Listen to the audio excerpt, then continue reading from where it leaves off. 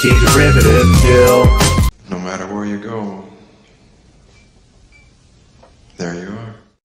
Can I offer you some tea? Good tea. Nice house.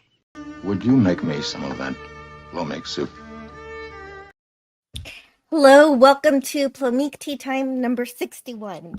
We have such a fun, wonderful show today because we're going to talk about a movie I just saw for the first time last year, and that's, well, The Adventures of Buckaroo Banzai in the Eighth Dimension. It has very heavy character development, heavy world building, deep science fiction and science fantasy with just a nice and simple plot. That's completely convoluted and presented, and it's thrown there are mystery puzzle pieces thrown all over the place throughout the entire story, making it just an incredibly enjoyable watch on every level.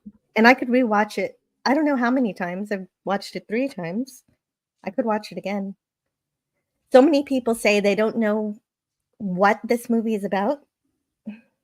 That's even a joke That's among. That's kind of the fun, though, isn't it, Jill? Yeah, but that's even a joke among the crew who made this movie. And I watched a interview with Peter Weller, and he was like, I had no idea what the hell we were doing. Yeah, but he knew how to play it. He played Buckaroo perfectly. It's said very obviously an alien invasion plot with Earth saved by Buckaroo Banzai and his friends. The thing is, Joe, Peter Weller said, I knew exactly what I was doing in the film as my character, right?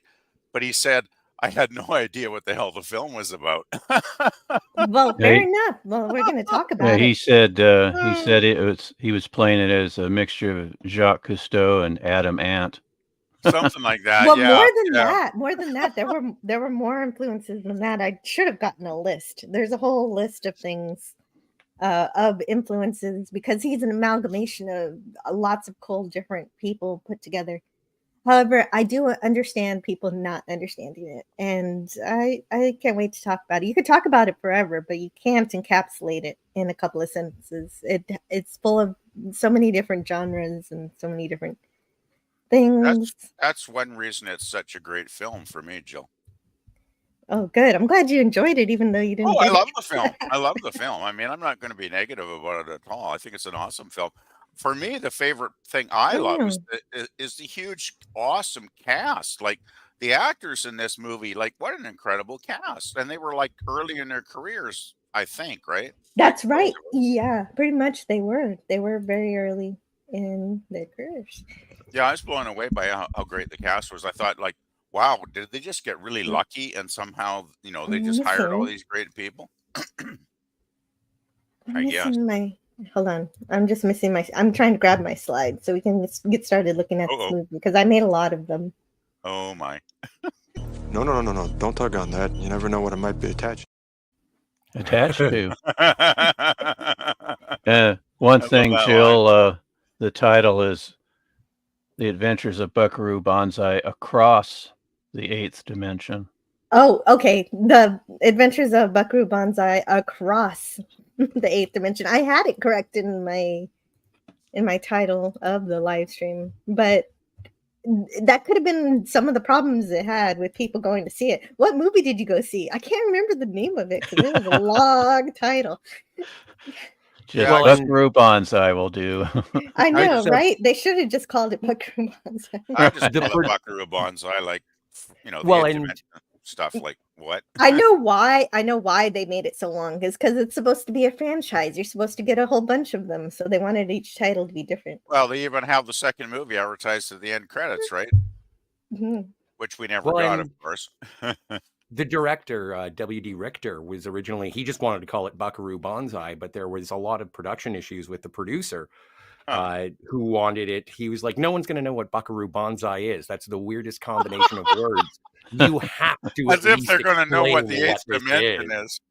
Oh, okay. So that's not network interference, but producer interference. producer interference. And so, Wow. and W.D. Richter said during the audio commentary, he's like, but it doesn't matter because everyone just calls it Buckaroo Banzai anyway. So Right. you pick That's it, you pick yeah. the battles that you're going to lose, and you pick the battles that you think you're going to win. And that one was an easy one. And so it adds a little bit more texture. Exactly. As far as the sequel, Buckaroo Banzai Against the World Crime League, that they were sincere. They wanted to do a follow-up, but of course, the movie was a financial didn't do too disaster, well. unfortunately. So Yeah, it cost around $16 million to make, and they only made like $7 million at the box office. Ouch. Well, and Yeah, ouch. the writer of the film, Earl Mac Rausch, was also the author of the novelization, and we'll get into that in a little bit. But he wrote a follow-up. He wrote Buckaroo Banzai versus the World Crime League, and that is published. You can see the canonical, if you wish to call it as such, written by the original screenwriter, follow-up novel. And so I have something else on my, when I can rub a couple of nickels together, I'm going to go see if I can grab those. Apparently, the novelization for Buckaroo Banzai is actually much deeper than the film, or at least that's what they. Yeah, that's what I've heard. I never got my hands on a copy of it, unfortunately, but I sure would like to. Yeah. And then you said he has a sequel novel is also published. Yeah, the World Crime League Sweet. came I know out in 2021. Oh, good. Okay, because I know there was a Dark Horse comic book adaptation, but again, this is stuff that I've only heard people talk about, and I don't actually have in my own collection. Dark Horse had some really cool comics. Like, I was a big fan. You guys have probably never heard of this comic called Magnus the Robot Fighter back in the 60s, published by Gold Key. And Dark Horse actually reprinted a lot of those in bound volumes about 15 years ago, which they were going for like $20 back then. But now if you want to buy a copy, you're probably looking at like a couple of hundred, which is crazy. But, great comic book. So I really like Dark Horse for doing that. They would take a lot of older titles and reprint them in bound volumes. And it's like, I thought that was just awesome for Dark Horse to Bound do. volumes, that's my favorite way to read Oh, them. I found them, Jill. I can give you information about Hello. that if you wish. I'm okay. Franco Walker. Hello to Franco Walker. Hello to Gavin Blackburn. Hey, Franco. Hey, Gavin. Stone Racket wants to let everyone know that he does not work for Hanoi Zan. And even if you Hanoi Shan, a lot of people don't even know who that is because he's mentioned just one time in the special features of the DVD, because for some reason this whole movie scene that you see right here talking about Buckaroo Banzai's parents was cut from the movie, and instead they had a scrolling title like Star Wars. And so that's the only time they mention that name. And so if you didn't see this DVD version, which is the one that I saw, then you don't know about the villain who killed Buckaroo Banzai's parents. Yeah, I just watched it online, so I didn't see any of this. Wow, it's too bad they didn't leave that in the film, Jill. It would have been nice to get the backstory of the family. PvP, Jamie Lee Curtis portrayed Buckaroo's mother. Really? In this sequence here. Cool. Very cool. Well, and it's kind of actress. It's kind of fun on the Blu-ray again with the audio commentary. Fascinating to listen to, because the director, again, W.D. Richter, is sort of playing into the fact that Buckaroo Banzai is a real person, and this is more of a docudrama of his life, and so they hope that they captured it. But Rausch, the author, is playing Reno, Tennessee. I think it's Reno, Tennessee. I love the names in this film. I gotta say, I love the names. They're great. But he's not even acting as himself. He is saying, like, I'm friends with Buckaroo, so I thought I'd come here and represent him. And they talk about it as if Buckaroo Banzai's a real guy. And so the more you get into the lore and the special features of the disc, and you do more research and reading onto it, it is such a rich world that even if you don't understand it, you feel like it is lived in. It's just incredible. And the problem with that Yeah, is when you're doing yeah. research and you're trying to suss out what is the correct scientific information versus when are they just relaying to me the science fiction lore? What am I Well, supposed to and believe? And so that's a lot I of fun also. I do have the technical description of what the oscillation overthruster does, so if you want. Sweet. Well, I, for I, I love sure. I just love the term overthruster. That was Yeah. like, Oh, oh, that's too good. one of the things It's I liked oscillating about overthruster Oh, oscillating too. Yes, of course. or oscillator overthruster. well, one of the things I liked about the home movies that most people didn't, well, nobody saw when they saw the movie in the theater was that it said who the parents were. The father was a Japanese quantum physicist, Mhm. and the mother was a Texan who studied negative mass propulsion, which is a hypothetical propulsion system um, based on putting together positive and negative mass So she was a to, Texan. Now I get why Joe wanted to yeah. choose this movie. Oh boy. Texas, that's the key. Texas. Yes, the key. Well, that's the thing. That's where the opening sequence is set, even though it's filmed in Los Angeles.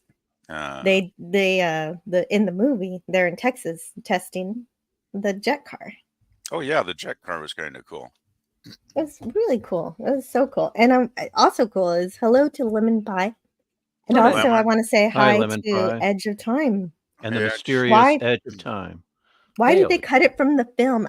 For some Hi, I Frankel. don't know. The director did it. So because he said Buckaroo didn't like it being in there. Well, again, That's part of that's part of what Scotty's talking about. there were such battles with the producer who was really looking for I think it was Neil Canton. I don't want to say, maybe it was Sidney Beckerman. But they were looking for sort of a swashbuckling Indiana Jones adventure film. And when the director and the writer came back with all of this absolutely bonkers stuff, he was like, the audience isn't going to get it. Just don't do that. Just tell them we don't need to see this because it doesn't make any sense. And so there was a lot of production interference because it was sold based on being like a cross between Indiana Jones and Star Wars kind of thing. It sure wasn't that. No, I think it's I don't want to say it's better. I think it is better than what it was intended. I love this movie for its whimsy. It's different. It's just different. It's- Yeah, exactly. Just It had different. nothing to do with either of those things. Well, I mean, It's like- it has. It's different than any other sci-fi film I've ever watched. Basically, at least for me. I don't know about you guys, but I think it's really very beautiful. different. Oh, it's Well, I it's think- cool. Yeah, Dare that's- to be weird and bizarre. it is weird and Exactly. bizarre. Exactly. Yeah, and the cast is so excellent. They totally pull it off, right? Yes, Which they is do. one reason it works so well. Top to Yes. bottom, they pull this off So, tremendously. Edge of Time has a review for the novel. He Oh. says Oh, the wow. novel is good, but the ending fizzles Oh, because the narrator Reno switches format from novelization to screenwriting, a screenwriting account of past events. huh. And It'll be Frankel interesting to Walker check out. has to go because he doesn't know what we're talking about. Well, He doesn't have a spoilers frame for of Buckaroo. reference. Spoilers for Buckaroo Banzai. Like that is reasonable, but it's a very funny movie and it's very fun. Well, It's I've watched the film 3 it's times. Frankel. enjoyable. I have no idea what it's about It- either, so don't feel bad. It's just aliens invading Earth, and some of them were put into prison into the 8th dimension, which just happened to coincide with the existence of Earth in another dimension, but in the same space. Yeah, the only thing I can't explain is why is Lizardo or John Warfin going back to the 8th dimension when that is where the red lectroids were imprisoned. Wait. by Can the- you repeat that question? I wasn't listening. Sorry. Start over, Oh. please. Okay. The only thing I can't explain is why is John Warfin so focused on getting back to the 8th dimension. Oh, I can tell you that. At the end of the movie, because that is where the black lectroids imprisoned the red lectroids. Yes. Okay, so the reason for that. How do they use going back to where they were in prison? If you would like for me to answer. Yeah, why just let me finish. Why do they want to use the 8th dimension, a place that they were in prison? How does that get them back to planet 10? Jill? It doesn't. The issue is that there are more red lectroids trapped in the 8th dimension, so they didn't. Not all of them escaped in 1938 when Orson Welles gave his. Well, where did they say that in the movie? They do say that. They do say it in the movie. They do, yeah. Oh, I think Jeff Goldblum gives the He wants to free all the red lectroids so that he can have big enough invasion force to go take over planet 10. Oh, okay, yeah, because he's got a troop ship. He's got a troop ship, and he's got to fill it with more of his compadres. See, it's interesting with the oscillation overthruster. What it does is it allows you to pass through solid matter, which gets you to the 8th dimension. Right. But I mean, that's how he's through it. I'm just explaining. Once you get through the 8th dimension, then you can pretty much show up anywhere in space. And so it is sort of a wormhole creation device. Yeah, I understand that. I just wanted to know why, how it worked. Well, if you'd like to know. Yeah, it's the oscillation overthruster is a miniature colliding beam accelerator which creates intermediate vector bosons from the annihilation of electrons and their antimatter counterpart, positrons. It is a device that enabled scientist and adventurer Buckaroo Banzai to travel through solid matter and to the 8th dimension and back. Okay. Now you really got some serious notes there, Scotty. I love this movie so much. Yeah, that was beautiful. Where did you get that, Scotty? That is from the novelization, and also from the novelization. Yes, quoted from the novelization and the audio commentary by WD Sweet. Richter. Cool. Okay, the whole thing about I should have figured that out about he's got a troop ship, but he needs to fill it with more troops. So that's why yeah, okay.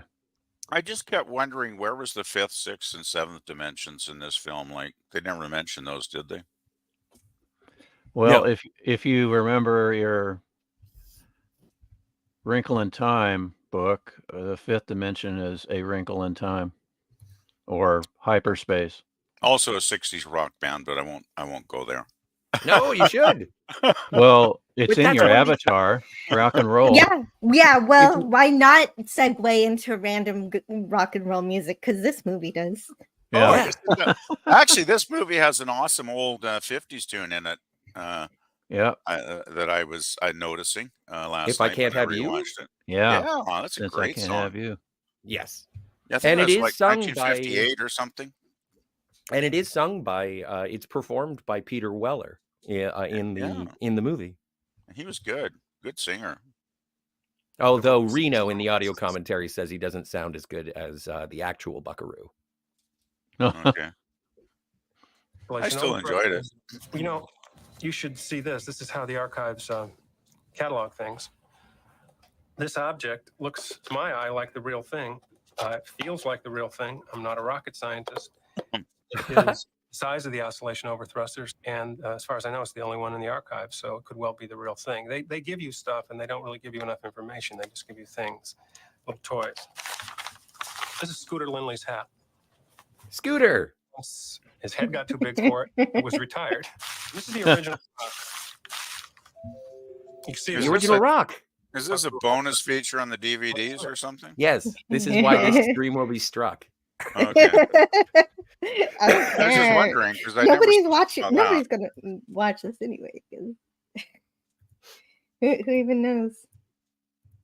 But the band. Oh, but this is so good though. No, but I have to show this one. Yeah, I don't care if I'm struck. Okay. Please don't strike me. Let me have it. Sequence. That allowed us to see the real oscillation overthruster from that period because it's visible in the shot. It's on the car. But from that, we were able to extrapolate in small ways, freeze the frame and larger things, what the overthruster might have turned into. But what I just showed you earlier is so similar to what we have in the movie that I wonder if somebody on my production team wasn't slipped a photograph of the real thing. This is the overthruster unit for Buckaroo Banzai's 8th dimension machine. Basically, it was found in Los Angeles surplus places here and there. On the outside, there'll be fiber optics with a light source. The rest of the machine hunts to find the right geometric pattern. A little hard to see. These will carry light, this being output, and snap into place. That's when it's able to travel matter. So incredible. I just think it's amazing that these guys are so smart they can build this stuff. Like, wow, I'm so impressed. Well, the imagination behind it is amazing. Can you imagine the hours of physical work too, with your hands building? Well, that thing? they made a real jet car. So cool. Mm-hmm. Have any of you actually seen a jet car live and in person? Not live and in person. I've seen videos, but not live and in person. No. I have. Does anyone recall? Of course, hopefully PvP can recall this, since he and I are the old fogies on the panel. Remember the Blue Flame? I don't remember that name. I remember the Blue Flame car that set a land speed record. Yeah, that was the rocket car that set a land speed in. Yeah, it hit like what was it, like Mach 2 or something, or some crazy speed? Like, I can't remember. Yeah, really. this was from the 60s. Yeah, it was back in the 60s, and it was on one of those desert plains, right, where they tested Right. it. Yeah, but I remember it was in like, Utah. Yeah, and it was really. But they fast. actually they had that the Blue Flame car. They brought it to where I wound up going to college as an undergraduate. They had it out there. Jill, go back one. So you didn't actually see it in motion? You just Oh saw no, it? that was a very, very select audience that could see that. Yeah, but which image did you want? The jet, just the one before this, because I wanted to point out an actor. Again, we were talking of the cast. No, it's the square-jawed gentleman in the military uniform. I think it's next. You're talking about Clancy I can't Brown. go one by one. Okay, then never mind. Here. That guy. Clancy Brown, I bet you're talking about. That gentleman there was in Star Trek 3 as an engineer, and he was also a regular bailiff on Night Court. Really? Oh, yes. Wow. Just a bit player for the day. Jeez. There are a few Star Trek references in this movie in terms of even the oscillator overthruster was in Zephyr Cochrane's ship when Riker and Geordi are launch the Phoenix. Really? And I know that last time when I listened to an audio commentary, it wasn't necessarily with the people involved. And I still haven't listened to this audio commentary, but Michael and Denise Okuda do an audio commentary on Buckaroo Banzai on the Shout Factory Blu-ray. Cool. I didn't have a chance to watch it, but I didn't want to get yelled at. That wouldn't have made me yell. That would have made me happy. I would love to hear from Michael and Denise Okuda. Yeah, at least Michael. Why would you get yelled at, Scotty? He's amazing. Oh, I forget which one it was, but there was a audio commentary that I listened to, and it was Manny Kodo. Oh, it was for Star Trek 2. I listened to Manny Kodo and Nicholas Meyer, and I think that's cool too, because it's a almost internal but also external perspective at the same time. Well, and I forget which dedication plaque it's on, but there is reference to Yo-Yo Dine Industries in one of the I think it's the Excelsior. I think the Excelsior has a reference to Yo-Yo Dine Industries. I think they also have the no matter where you go, there you are. I think that's the Excelsior as well. Yeah, that's it. You found it. Anyway, just And shout outs well, to our this is our Mr. Leslie of the episode. There he well, is. hello. Canadian Spider-Man. Hello. Nice, Hey, buddy. Spidey. Hello to Canadian Spider-Man, Gavin Blackburn, and Jim's Landscape LLC. Hey, Gavin. Hey, How Jim. are you guys doing? Jim, Also, your name is Jim, not to forget Taylor Swift, greater than Disney, Star Wars, otherwise and known as Matt MCU. G. Or Matt G. excuse me, Jill. You need to see it. Matt say it. G. Yeah, there you go. That's the proper way to say it. But only Jill can say it. That's well, right. for whatever reason, I don't know. Yeah, what? That's the weirdest thing. If anybody else tries to say it, they get stuck in the 8th dimension. There you go. Uh-oh. This I is have something I have enough trouble being in this dimension, so I won't say it. we do have. This is our first character introduction to Buckaroo and New Jersey, but unfortunately, it's not unfortunately. Fortunately, it's sort of obscured.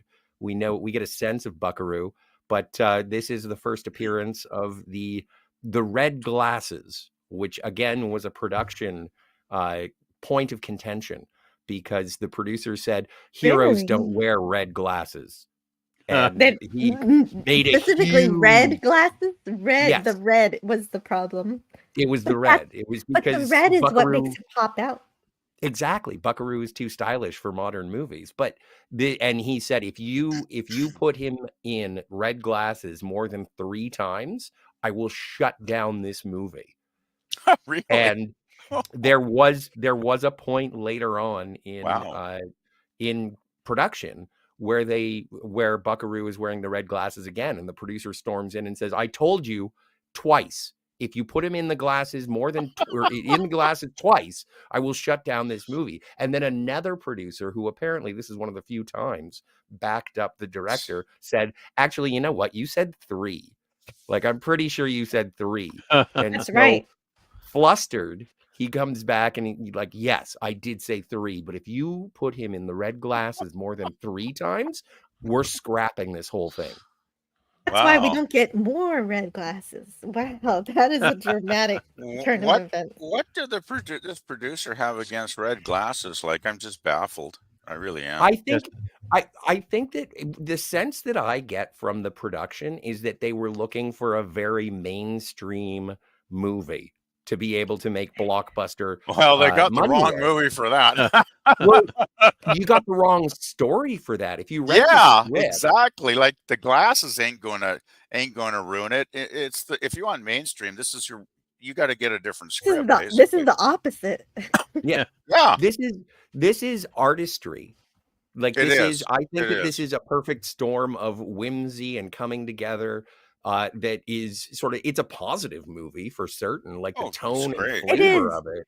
It is because of the nature of Buckaroo Banzai. He wants to make the world a better place. He tries to do things that are good. He becomes a doctor. Obviously, he's a surgeon here. He's helping his friend, but that's not what he wants to do. He wants to do this, but he also wants to travel the world and help out wherever he can.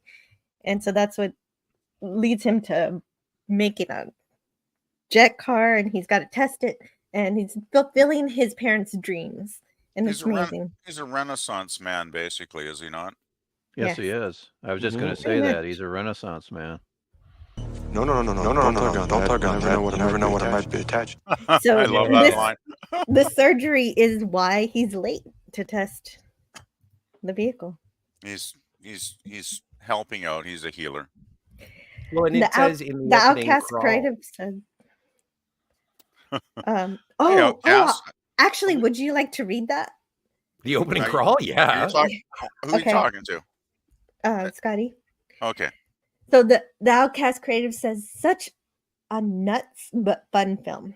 I worked at the video store when this was released in the UK and was given a Buckaroo Banzai headband, which I wore like the Karate Kid in the store. Dude, that is so awesome. I wish I had one of those. Mm-hmm.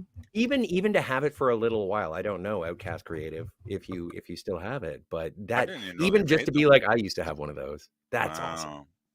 That is cool. One thing I wanted to ask the panel, am I the only one that saw this when it was first released? Like in I theater? missed it. I missed theater. it. Yeah, I missed it. no, I never. I didn't watch it till like 3 weeks ago when Joe was originally going to do this stream. I'd never seen. I mean, I'd heard tons about the movie, but I never actually got around to seeing it. So yeah, I missed it totally. I Yeah, wasn't born. I wasn't born yet. Yeah, I keep forgetting that. Well, this was one of my. I rented this on VHS like 2 or 3 times. The first time I absolutely didn't get it, but I wanted to watch it again because it was so fun. Was that in And the I 80s watched. or something? Yeah, pretty much. Yeah, I Mm. was young. I was like You 12, must have 13 been, years yeah, old, and yeah. it was when my parents would give me pocket money to go to the video store and rent Right, whatever I right, wanted. yeah. And so yeah, no, this is I've known this movie for most of my life, and I've understood it for about half. Yeah, it's a movie that I think if I could watch it a dozen times, and I probably would never. I'll probably never get all of what it's about, but I really don't care because I had so much fun Yeah. watching it. You know, when I watched it a few times in the last couple of weeks, that it doesn't really matter. It's just such a fun movie. I don't worry about all the plot details, and I know I'm probably missing some of them for sure. But for me, it's just the cast and the whole, the attitude of the film is so much fun that's really what counts, at least for me. Absolutely. Yeah, it wasn't playing in my hometown, but went down to our capital city to see it with my younger brother and our mutual buddy. We all worked at the same grocery store at one time, and we all loved it. It was just, we really liked eccentric stuff. But during the sequence when Buckaroo is in the his bus and he's kneeling there and he's dressed kind of like a ninja samurai with his sword. My younger brother leaned over. This is the first time we're watching it. My younger brother leaned over to me and he said, "Is there anything this guy can't do?" And the answer is no. And No. then that's right. No, but at the same time, he does make mistakes. Of And course. but there's nothing he can't do. There's Now- Clancy Brown, PvP. Now, Clancy Sidney Brown, what a great actor. I love that guy. Sidney Beckerman, is he the one that objected to the red glasses? Is he the producer that? I don't want to attribute anything to the people Suspicious. because I wasn't there, but Yeah. I think it could have been, but allegedly. Yeah, okay. No problem. It could have been Neil Canton because it was Yeah, Well, right. I'm That's I'm what I was thinking saying. since it says Neil But I was Canton, muted. since it says Neil Canton with W.D. Richter, I would say maybe that's the producer that backed him up. I don't know. They do have. I have a list of all the producers, but I don't want to attribute any of the negative occurrences to anyone Right. specifically. But it's Sidney Beckerman, Neil Canton, Dennis Jones. I don't think it was Dennis Jones who caused any issues, and then W.D. Richter, also a producer. Yeah. It doesn't really matter now. I mean, all these years later, does it? I mean, No. there's no need to name I was just names, curious, just to see if Scotty knew, but that's okay. No problem.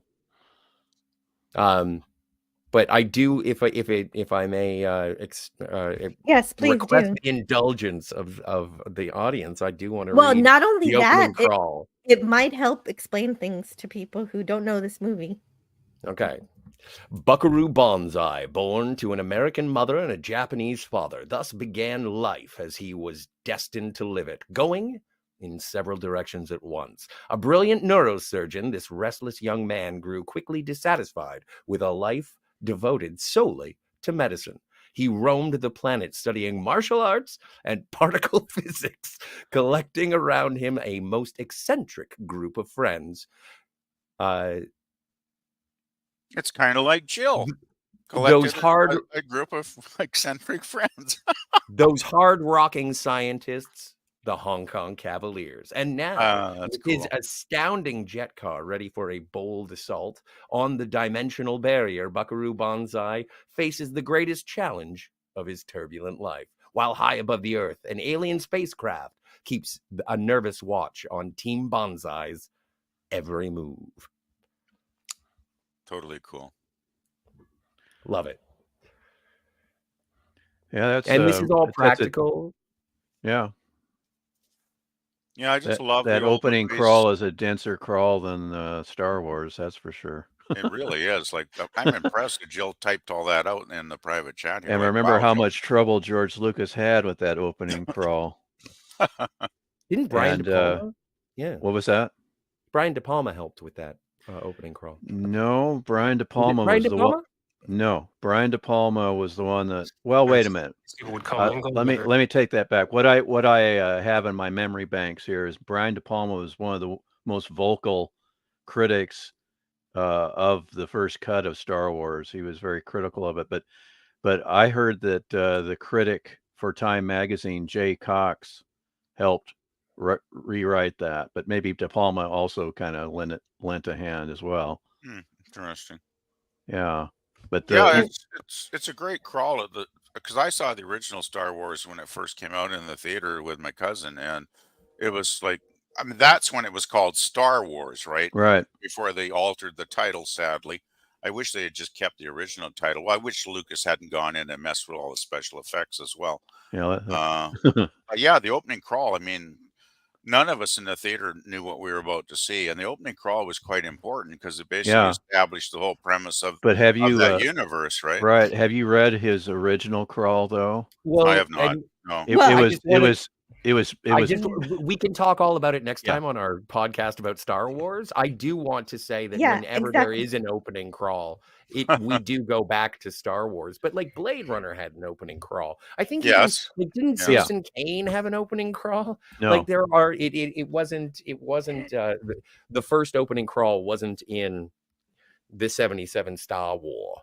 It's not Right. an uncommon thing, And yeah. but it did get repeated quite a bit after Star Wars, like in Free Enterprise.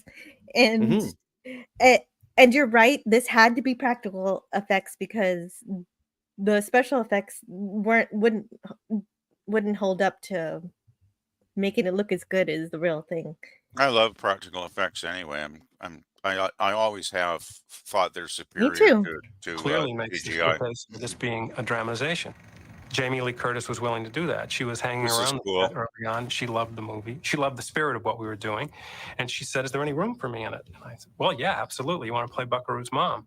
And that is, for me, a kind of a perfect solution where an awful lot of that looks almost exactly like the real home movies, but Jamie Lee Curtis doesn't. But it rattled him to watch that in the movie because he was sort of like going back and watching his parents over. And that's where he explains that Buckaroo himself didn't want to see his parents. They really like the they really do filmmakers. play it up. They absolutely play it up. That this is just lore that they had the privilege to put on screen.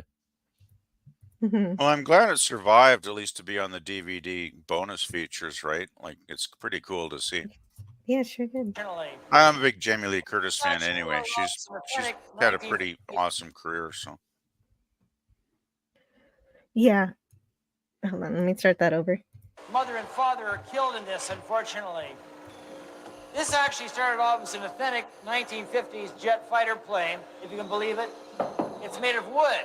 It's a British plane. America's never made theirs out of wood. It's a static model, but again, we have a real airplane and a real jet engine. Although a jet engine doesn't work, it'll be made to smoke and give off some exhaust.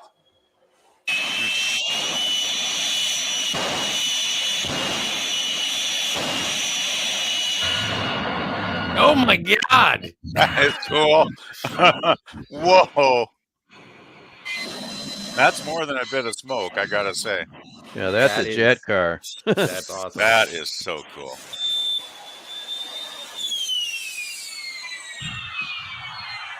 Well, The jet car, that was a real challenge because we didn't want to do it all with special effects, and we didn't think that special effects at the time were capable of delivering what we needed. We went to an organization called Thrust Racing that professionally built race cars with jet engines. They would just go at extremely high speeds down straightaways with real jet engines hurling the cars forward. And we presented them with our problems. We needed a gnarly, eccentric-looking vehicle created out of bits and pieces with a welder's torch and some real smart engineering and made the thing work. I mean, we can't go through solid matter with ours because our oscillation overthruster is a prop, but we could hurl that car down the desert at that kind of speed, and those are real flames you see. Stephen Dane, Jerry Siegel from Thrust Racing, these are guys who built this car from scratch and gave us a jet car. Sweet. And there was after Buckaroo emerges from the mountain after passing through solid matter, there was supposed to be a car chase, but they couldn't afford it. And they were just, no, really? It was supposed to do battle with Electroid vehicles, but they just didn't know how to fit it in, and it would cost too much, and so it was all storyboarded but never filmed. Oh, so all we got was the red Electroids in that one truck that chases Buckaroo on foot. Yes. So DJ Play Nice says, thanks for hosting. I have a friend with a love-hate relationship for this film. I promised him another in the series and its conclusion, and it's never produced. He's miffed. Does he know about the novel that came out a couple years ago that fulfills that sequel promise? Probably not as fun as an actual movie, but it's something. Well, and again, it's interesting just for what I've heard. And Edge of Time was probably he was more on point with the situation because Edge of Time actually read it, but it just seems like more of an expansion than a straight up retelling of the movie. And so it would be interesting to see that delved into it. I know a spoiler from Buckaroo Banzai versus the World Crime League. It does it ends up negatively for Penny, but yeah. Oh, a spoiler. Penny. Oh no. Well, Hanoi Shan, he's a bad dude, and you gotta hype up your villain. But Buckaroo already lost Peggy. Why does he also have to? Man. Anyway, yeah, it didn't Hanoi Zan kill Peggy? Yes. And it's like, well, doggone, I don't want anything bad happen to Penny. Well, no, apparently. Me neither. Well, do you guys want to be spoiled or no? I don't want to hear it. I'll cry. Okay. Yeah, don't make the cat cry. Canadian Spider-Man says, I saw Buckaroo Banzai for the first time last week because Jill was going to do this stream, and I've always heard the name being thrown around. What a fun movie with a hell of a cast. Yeah. There you go. That's as positive a reaction as you could hope for. Yeah. It's just a whole lot of fun. And if you have time, Canadian Spider-Man, I'll send you a link since you saw the movie. Yeah. And even just with the red Electroids, you have John Lithgow, Christopher Lloyd, Vincent Schiavelli, Dan Hedaya. Yeah. Just amazing.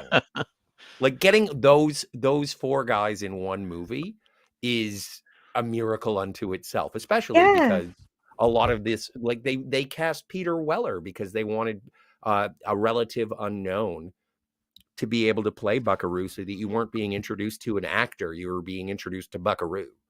That's what's so fun about it. Peter Weller goes on to be RoboCop, and of course Christopher Lloyd the very next year is Doc Brown. Well, and did John Lithgow, he didn't did he get the Oscar for World According to Garp, or he was nominated for World According to Garp? I don't know. I'll have to look it up. But he was nominated, I think, 2 years in a row. Mm-hmm. For Garp and for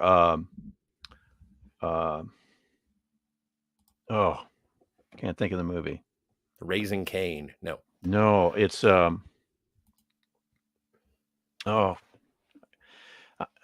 that's what happens when you get old. DJ Play Nice says, and what do you think about her navel? Whose navel? Oh, Pretty Pennies. In which scene? I don't remember. I don't remember. Yeah, when we I think DJ has locked on to my particular And what's wrong with making a jet aircraft out of wood, says Gavin Blackburn. Well, this one didn't have to fly, so I mean drive rather. So it could be made out of wood. Hello, fellow Blue Blazer irregulars. Says the Platonic Madman. The first time I watched this movie, I was like, what in the blazes are blue blazes? Yeah, what did that make you think of when you heard that? I just said the Blue Blaze Irregulars. What did it remind you of? Anybody? The Baker Street Irregulars in Sherlock Holmes. Oh my. Yeah, oh my. Nice. And I've read a few of those, but those novels are written very strangely. I kind of get distracted when I listen or read Sherlock Holmes. Stone Racket, it was nominated for Best Supporting Actor in The World According to Garp and Terms of Endearment. Yeah, Terms of Endearment. That's the one I couldn't think of. Yeah, there you go. He's really good in both movies. Mm-hmm. As recognized by the Academy. Yeah, and then he does this movie. Oh, for sure. Well, but what he thought, I saw an interview with him about 12 years ago, I think 10 or 12 years ago. 84. And he thought, he had so much fun making it, as well as Peter Weller. He was there as well, and in this little discussion, and Lithgow thought that this was going to be as big as Star Wars. At least that's what he was hoping, because he thought, he had so much fun making it, and that's pretty funny, actually. Yeah, he still loves to watch this. A lot of actors don't like to watch their stuff, but he likes watching this. Yeah, he said his two sons thought this is the best performance of his of all. So that's kind of interesting. He saw it with his wife and two sons. He had a private screening. This is before it was released. He said on the 20th Century lot, and I don't think his wife thought too much of it, but his two sons thought it was great. I think it's great too, and I wonder how much of this performance he carried into when he went to be an alien on Third Rock from the Sun. Oh, that's interesting. I've never watched that show, but have the rest of you watched that?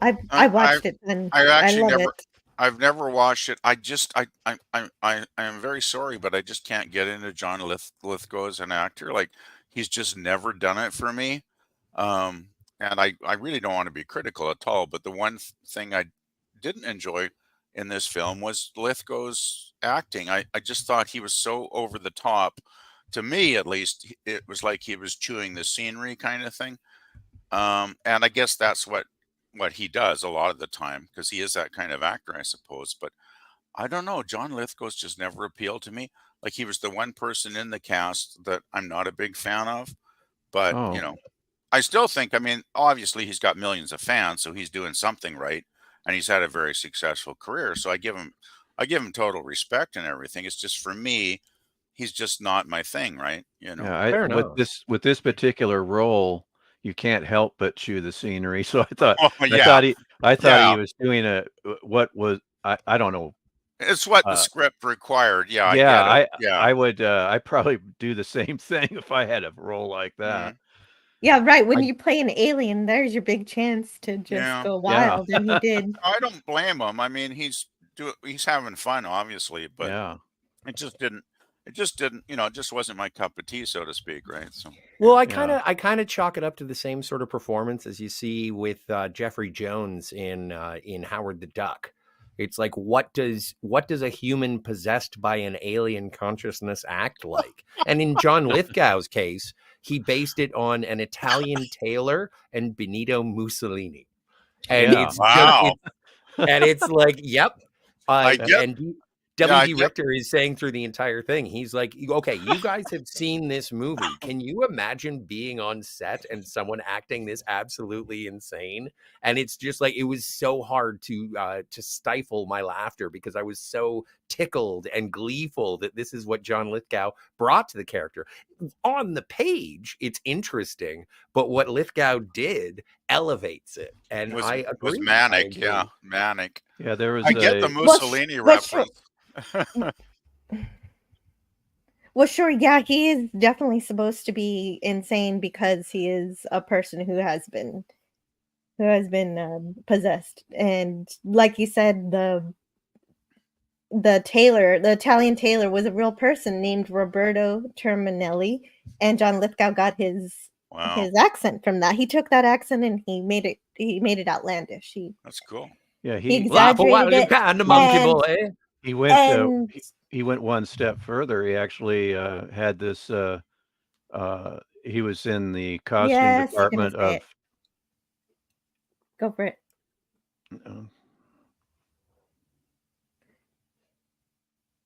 I love the effect of seeing the reflection of what Buckaroo sees in his visor. It reminds me of that opening sort of sequence in Westworld, where you get to see the the salt flats reflecting in the Well, wait a minute. I thought Stone Rocket was going to say it, but they put Roberto Terminelli as John Lithgow's dialect coach in the credits. Really? Mm-hmm. Oh, that's too good. Yeah, what I was going to say, actually, I didn't want to steal your thunder. That's why I stopped. But there was one thing I wanted to say about the costume. He was in the costume department at Fox, though Lithgow says in an interview it was at Sony. But Lithgow actually had this gentleman say his lines as Lithgow taped him on a cassette. And so that's how Lithgow got that, perfected that accent. Huh. He Wow. actually had this guy speak his lines from the script. Okay, and he recorded it, and so he could refer to it. So that's why his accent is so consistent and awesome, I thought. Yeah, So then Robert definitely earned that credit. Oh, so yeah. he could replay the cassette over and over and over again until he got it Yeah. perfect. And Lithgow was instrumental in getting that credit for him. And what Peter Weller was like, when he saw that credit, he was like, "What? Dialogue coach? I didn't have any he was mystified until years later when Lithgow. That's hilarious. But anyway. By the way, in the torture scene later in the movie with Lithgow and Peter Weller's Buckaroo, I remember seeing an interview with Weller about he could not get through that scene and keep a straight face. He kept breaking up the laughter, so they had to keep taking retake after retake to get through the scene, which I thought was pretty hilarious, actually. That was his first time he encountered Lithgow with that outrageous accent, because he was right in his face, and he said that Christopher Lloyd is munching away on Fritos or something in the background. He couldn't keep a straight face, and so many takes were ruined. And then if you look closely towards the end, when Christopher Lloyd's character flips the bird to Lithgow, Lithgow is reaching down for his helmet to kiss it like he did when he was his normal self in the flashback. Oh, yeah. But he did that to hide because he was about ready to break up. Yeah, in laughter. right. And they cut right there before you could see him really break out in laughter.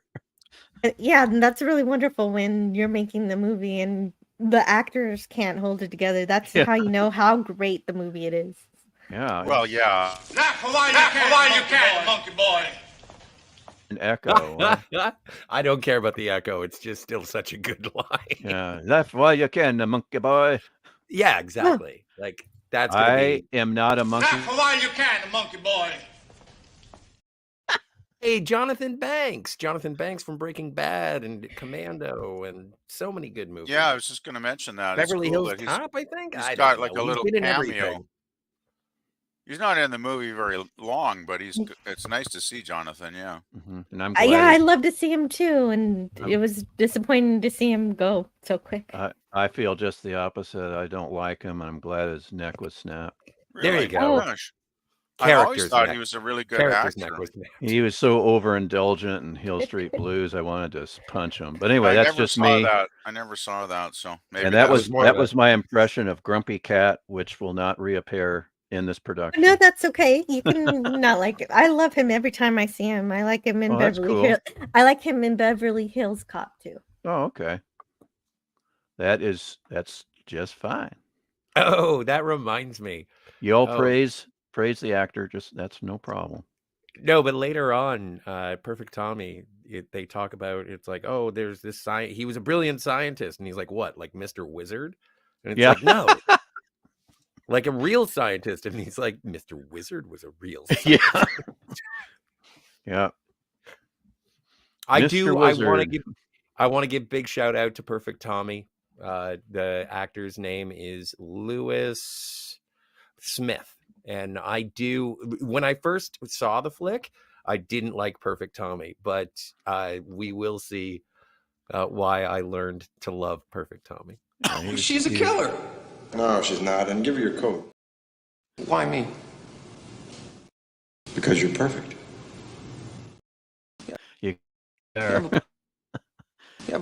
Can you answer me this? You have a point there. So good. Can you answer me this, Jill? How does Perfect Tommy have the authority to release Pretty Penny out of the jail cell? Because he's perfect? That's the only thing I could think of. But it's like, wait a minute, now how does he get to do that when the female guard is there? And it's like, and there's no process. It's like, oh well. Anyway. Is it seduction? Oh, I don't know. Neither do I. I'm curious, man. Maybe he sweet talked the female guard to unlock the cell. Exactly. There you go.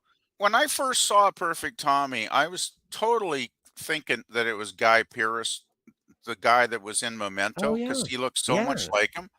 And then I found out, it's a guy called Lewis Smith, which I have to say I've never actually heard of him. But I was totally convinced watching the film the first time that was Guy Pearce through the whole film, because he looks a lot like Guy Pearce back then, right? It was just spooky, you know. Well, the thing is about releasing Penny is, I think it was under Buckaroo Banzai's authority, because if he's got the president has a direct line to him, and if you're that important, then I guess possibly you can circumvent all kinds of red tape. There's a lady advisor of the president who says Buckaroo Banzai has never failed us before. And that's like Mrs. Johnson, isn't it? Or I don't. There's another example is when the Secretary of Defense says, if it weren't Buckaroo Banzai, I'd tell you to have him committed. Yeah. But I think that's one of the reasons, like, everything is sort of presupposed, even though it's in a heightened reality. It's just like, no, everyone knows Buckaroo Banzai. Everyone thinks he's awesome. Just deal with it. That's good enough for me. Yeah. And it should be good enough for the audience. And it is, because, and not only that, but the way that the Hong Kong Cavaliers and the Blue Blaze Irregulars are all like galvanized around Buckaroo. He's got to be a good guy. Like, this is the epitome of what a good guy is. He's smart. He's capable. He's willing to take risks. He's got the skills. That's right. Okay, guys. We have, if Canadian Spider-Man is still here, we have a expert or at least a student of the Japanese language in our chat in Canadian Spider-Man. And there's some conflicting things that I read about what's on the headband. And the headband says Saikatsu Bay. And on the IMDb trivia, it says that doesn't make any sense, that it means beautiful or beautiful life. But then I read a fan script of the original movie, And that says that it's supposed to say the joy of living. But I want to know what Canadian Spider-Man thinks this means. Well, we're just going to have to see the Japanese text. Yeah, I'm Oh, sure the Japanese text. you Okay, might be able to I'll go type back it to in. it. You could type it in the Google translating thing, and it might give you some idea what it says. It'll be like, yeah, but it'll be like a Google image search. Like, because we don't have the dial. There's no dialogue. There's no subtitle What? for it. I love these wireframe graphics. Well, I just put it in English in the chat, and I'm not Okay, going to go then back there to we the are. headband. I don't know where it is. Okay, don't worry. I'm Oh, sorry by for the way, I disrupting just wanted to everything. mention. No, that's okay. I just wanted to mention Jonathan Banks was great in a TV show called Wise Guy. If you've never seen it, that was very early in his career, and he's really good in that. He was really good in Wise Guy. Good call. Wise Guy's So a great show. So some of the dialogue used in the jet car scene was taken from mission control chatter during a shuttle launch countdown, which is pretty great because some of that dialogue during this scene reminded me of one of my more recent favorite shows called UFO, where they talk about, the longitude and latitude and coordinates and speed and acceleration and all that fun stuff. And they do all that stuff here in this scene, which is why I really love it.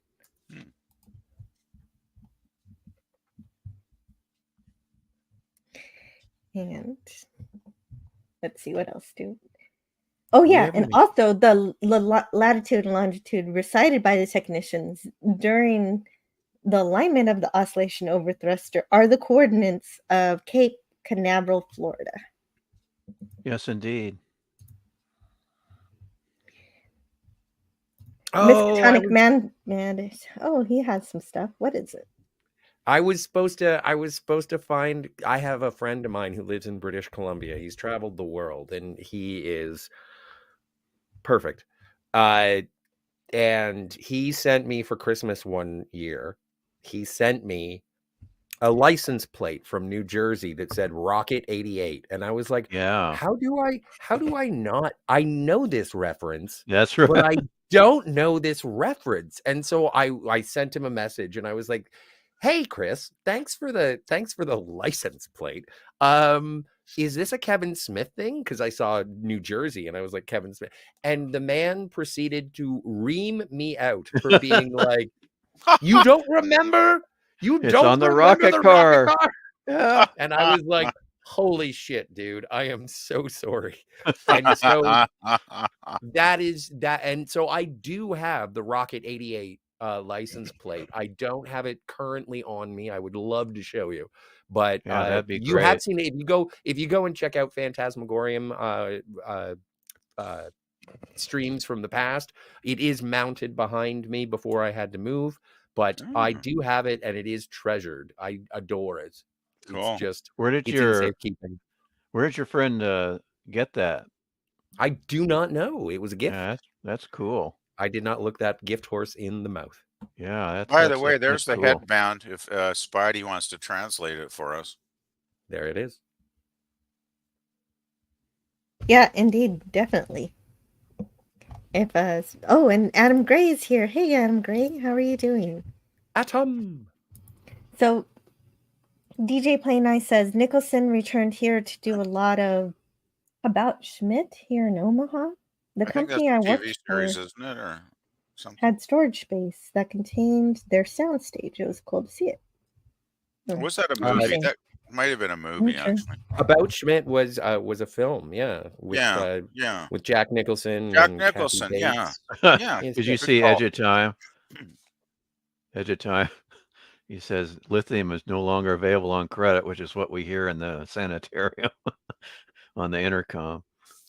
Lithium is no longer available on credit. For sure. Miskatonic Madman says, over the top is what made this film as great as it is. Sometimes that works, sometimes not. This film nailed it. I think so. I agree completely. I agree too. Totally. Mm-hmm. The film had such a cavalier attitude about itself. Could you put that back up? It was wonderful. This one? Miskatonic Madman. I still have a Laugh While You Can, Monkey Boy t-shirt I bought at a con many years ago. Still fits. Hey, good that's for you. good. I wish my old clothes still fit.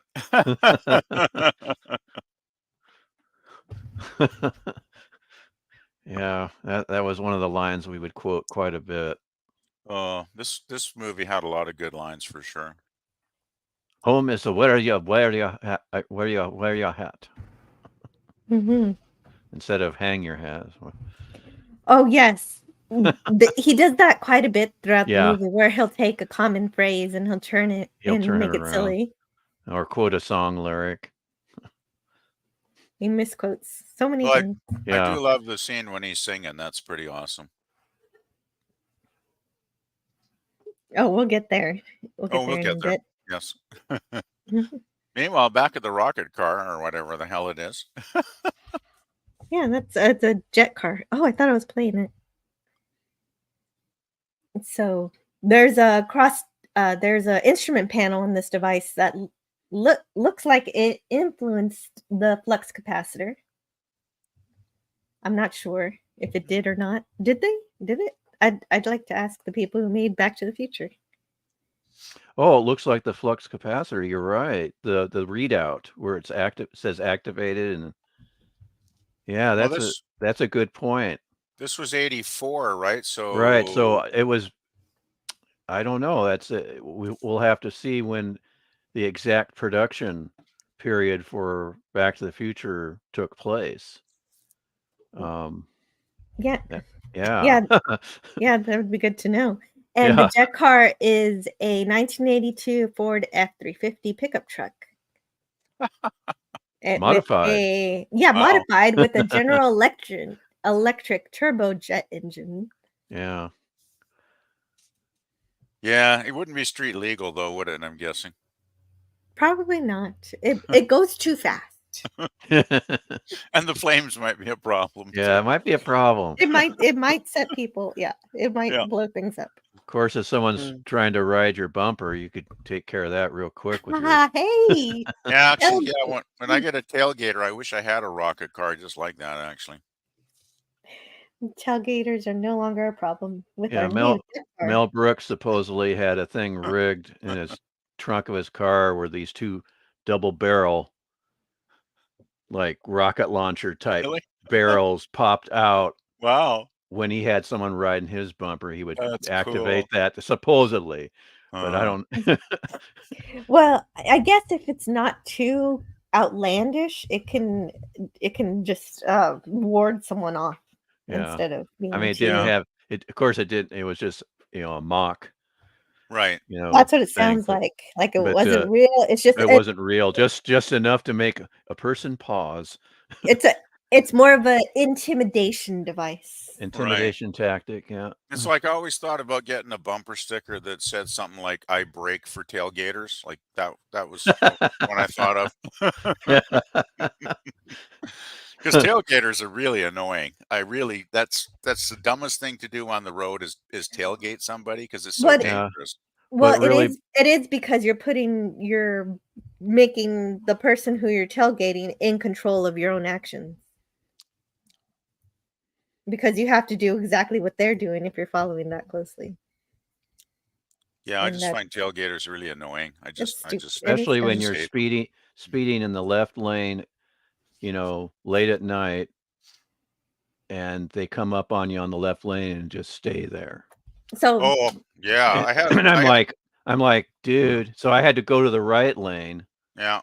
and it's like That happened to me. I it's had just 3 guys on motorcycles that were they must have been high or something because they were just driving like lunatics, and they came up on the left lane behind me, and they were just buzzing me like these 3 guys. So I just pulled over to the right and let them go because these guys were just like nuts, right? yeah. It was scary. It was scary actually. and I don't know, maybe tailgaters think they're going to crash into the 8th dimension instead of you. They would. I like the visuals when we get into the 8th dimension, the freaky electricity skeleton. It kind of seems like some really fun screensavers to me. And so you see different I see some protozoa here. Well, it all just looks like funky, you don't know.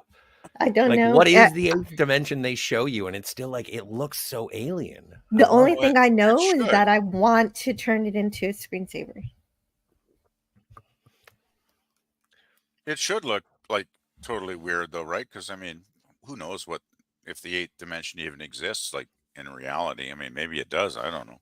It does. Well, and that's one of the things that I think this movie sort of provides, is that there are things that are outside of human understanding It that stimulates the imagination, Scotty. That's yeah, for sure. Yeah, I love and it for that reason.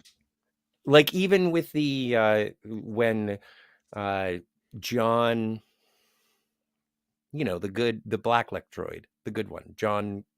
Oh, the Rastafarian electroid? John Parker. John Parker, yeah. He was cool. I liked his character a lot. Yeah. And John Parker shows up with the things that'll make it so that you can see electroid technology, and it just presents itself as being bubble wrap around your eyes. But I love that. Yeah. Even like when they talk about it, they're like, we don't know what those goggles actually look like. That's what the electroids made us see, with the electronic sort of manipulation, so that humans would be able to understand something so beyond their I love experience. that you explain it like that, because our perception is very limited. What we see is an illusion, and what we see is just our brains want to make sense of what we see, but we don't see most of what exists really. And this movie, well, and that happens. Plays with that. It's kind of like the Cage scenario. Then I'm thinking. Well, it's kind of like how we can't see all the spectrum of the colors of all the radioactive colors and everything. Our senses are limited. Yeah. Just to comment on the dimensions, quantum physicists have determined that there are 10 dimensions. Wow. Yeah. Well, if your universe is stringy. That's very cool. Gosh, wouldn't it be interesting to actually be able to just reach out to some of them and just find out what's there? Like, wow. It's funny, an ancient rabbi by the name of Nachmanides determined that there were 10 dimensions back in the 12th century just by reading the first chapter of Genesis. Wow. So all those billions spent on particle accelerators and atom smashers, they just could have consulted Nachmanides. Wow. They need the dial of destiny. It's amazing when some people are so far ahead of their time. It's like those individuals they just stand out. Nachmanides, just by looking at the first chapter of Genesis, said there's 10 dimensions, 4 that are knowable and 6 that are not. Or in other words, but we only determine the other 6 by indirect means. So we can't really understand them, it sounds like. Well, I'm not a quantum physicist, so that's all I can tell you. Yeah. No, I'm just making a guess. Like I have no idea. Yeah. Classic Comics says something really fun in the chat, and I want to say, okay, so here's the game that I just want to play. It'll be very, very brief if everyone can look at their screens on the panel. So I'm gonna say the things with the question mark, and if you guys can say the stuff with the exclamation points, then this will be fun. So okay. Where are we going? Planet 10. When are we going? Real soon. Oh, that was so fun. Thank you so much. And thank you to Classic Comics. That's another thing that we would quote a lot, me and my younger brother and our mutual buddy. Yes to one. No I really love that scene because John Lithgow's character, he's really animated and excited, but all the red electroids are kind of just hanging out eating Cheetos or whatever. Yeah, and it takes Scotty, a minute for them to get to it. Scotty, can you do the my friend Brian could do this line that Lizardo/Warfin says when he's scribbling on his wall. Oh, we have. He says something gangly twitch. The ganglia twitch. Yeah, that That whole phrase, my friend Brian could do that just instantly. Oh, well, I then can't do it. Brian is really good. I think Jill has a clip, but we'll get there when Fun. we introduce. No, I don't mind. This Oh, whole movie's out of order, so we can be out of order. Which clip do okay. you want? This whole court is out of order. I'll find it. I know where it is. Okay. I don't mind. Al Pacino Play it again. and Justice for All. Exactly. Come on. Well, We're all 'cause- over this. You're out of order. They're out of order. The whole court's out of order. But that's why I love this movie, because this is how to do a mystery. Just Now I'm all over think- the place. Now I'm thinking that old Three Stooges film, A Disorder in the Court. Have any of you guys ever seen that? Oh, It's probably pretty, years it's pretty ago, weird. yeah. It's pretty weird, yeah, but it's Yeah. good. Here's some Emilio Lizardo. Home. Home is where you wear your hat. I feel so broke up. I wanna go Want to go home, yeah. Sloop John B. I do have to give Lithgow a lot of credit for the accent, though. That is pretty masterful stuff, actually. I got to give him credit. And It's amazing. don't you all love his teeth? You know, talk Hey. about a Pepsodent smile. No. I don't know if I love his teeth, but I acknowledge them. That's what happens when you eat too many Ruffles, but you Yes. don't brush your teeth. Yes. Tell me about it. All those Twinkies and all that other stuff. PBR. He's The too junk busy. that they're eating. He's too busy being manic to brush his teeth. So Buckaroo Banzai finds an alien life form in the under his car, and there's lots of goo all over the place. Yeah, I'd want to have a glove on or something before I grab that sucker. I gotta say. But it speaks to, and it happens later when he saves Pretty Penny or Penny Pretty, is that he grabs the electroid torture device off of Penny's torture harness, and it's like even New Jersey says, don't touch it, and he's like, gotta pick it up, throw it away, stop being such a coward. No, please. That's one of my favorite parts. That's kind of where you kind of fall in love with Buckaroo Banzai, because he's like, whatever, this is gonna hurt Penny. I'm gonna throw it, even though I don't know what it's gonna do to me. It's in the way. Save Penny. Just want to say I love this shot here. This is like total bachelor pad apartment living, just like my place. It's like total disorganization. So you're crap everywhere.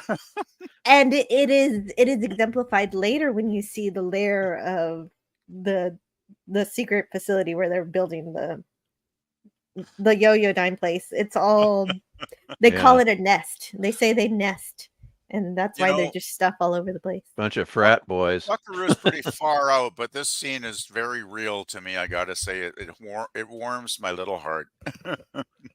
But he's in an asylum, PvP. He's in an asylum. Well, it's not his bachelor pad. It's his asylum. Well, my apartment feels like an asylum some days, I gotta say. Oh dear. But you guys keep me sane. You guys help me stay sane, I gotta say.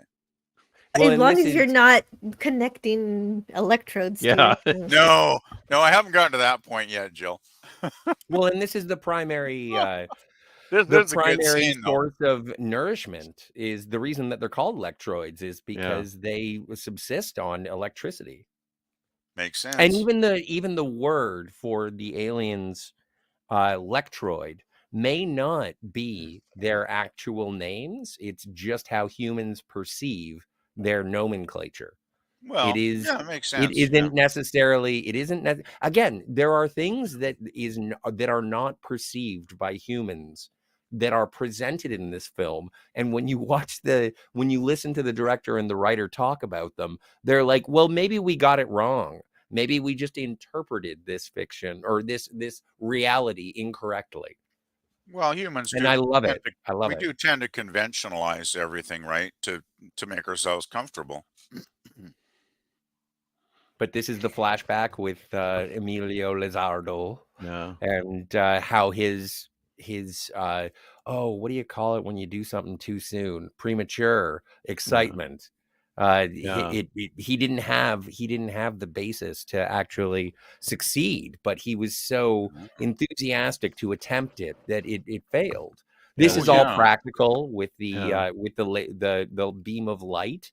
This was all done on set, and so when the actor is ducking under the beam, that's all on set. Like it's so incredible, the performances and being able to give themselves, like the actors being able to give themselves over to whatever was being presented is, I don't know, like again, whimsical. Like they all look like they're having a blast. They must have had a blast. Yeah. The two words that sum up this sequence are "Holy Toledo." Well, Professor Hikita, he wasn't ready. And so, he wasn't ready. And Dr. Lizardo just wasn't listening. Yeah. He was his own fault.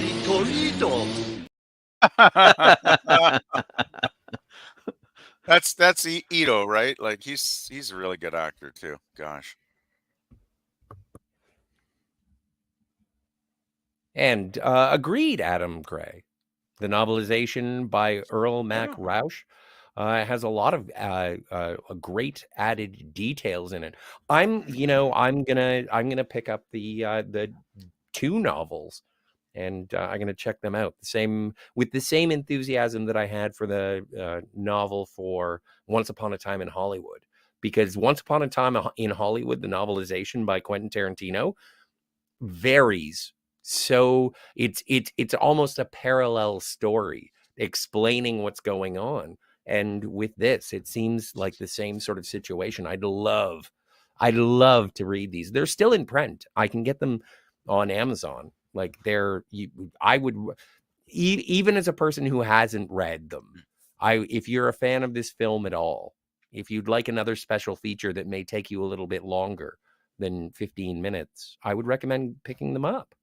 Yeah. Well, again, it's a world of whimsy and adventure. Yeah. Could you send me those? Could you pick up a copy for me and send it to Stone Racket, 455 Maple Drive, Madison, Wisconsin? No. I'll do my best. I'll see how much I get for my kidney. Oh dear, don't do that, please. I got two. I don't need them both. Oh no, he's gonna knock their heads together. Oh dear. Uh-oh. Oh, right, because he was stuck in the 8th dimension and got possessed by... Yeah, he got possessed by Worfen, John Worfen. Yeah, John Worfen. The leader of the bad guys. Self-proclaimed Lord. Yeah, self-proclaimed Lord. That's right. It's funny because all of the electroids are named John. Right. Because John is the most common, or at least they interpreted it as being the most common name on Earth. And they didn't know it was a name. They thought it was like Mr. Yeah. So they just use John. Every electroid is named John. And even the ladies. Even the ladies. Yeah. Well, wasn't there a John Connor somewhere in this film at one point? I don't know. Which I thought was kind of cool because this was like around the same year when the Terminator 2 came out, right? You're right. Terminator 1. John Connor. Yeah. So I thought that was maybe a little nod to the Terminator 2. Now, when they're looking at the computer, when they break into the files there, they hack in and they determine that November 1st, that's where they all applied for Social Security numbers. And then they talk about it was after Orson Welles' War of the Worlds radio broadcast. No, that's not right. The radio broadcast was October 30th, 1938. And then the next day, the 31st, was Halloween. So it wasn't just one day after the other like they describe here in the film. They get that off just a little bit. Yeah. Because the 31st was actually, Halloween, and Orson Welles, that's when he had that press conference, saying, this was not real. Yeah, he's like, I wasn't expecting this. Of course, he was expecting it. Well, it worked. I mean, he had to put on an act for the cameras. He got so much notoriety and attention. Oh yeah, for that. Like that kind of was the basis of his career in some ways, right? Oh yeah, that kickstarted his career, and he was able to eventually go out to Hollywood. He had a carte blanche, kind of I do love using it as a fictional idea that he really yeah, it's did see an funny. alien invasion. It's And like it really happened. He just comes back and says, "Oh no, it's just a radio broadcast." it was Well, just Martian. if you've ever listened to it, it is kind of, I could see people back in 38 being convinced that it was actually happening because, radio was, the thing back then. There was no Yeah. TV.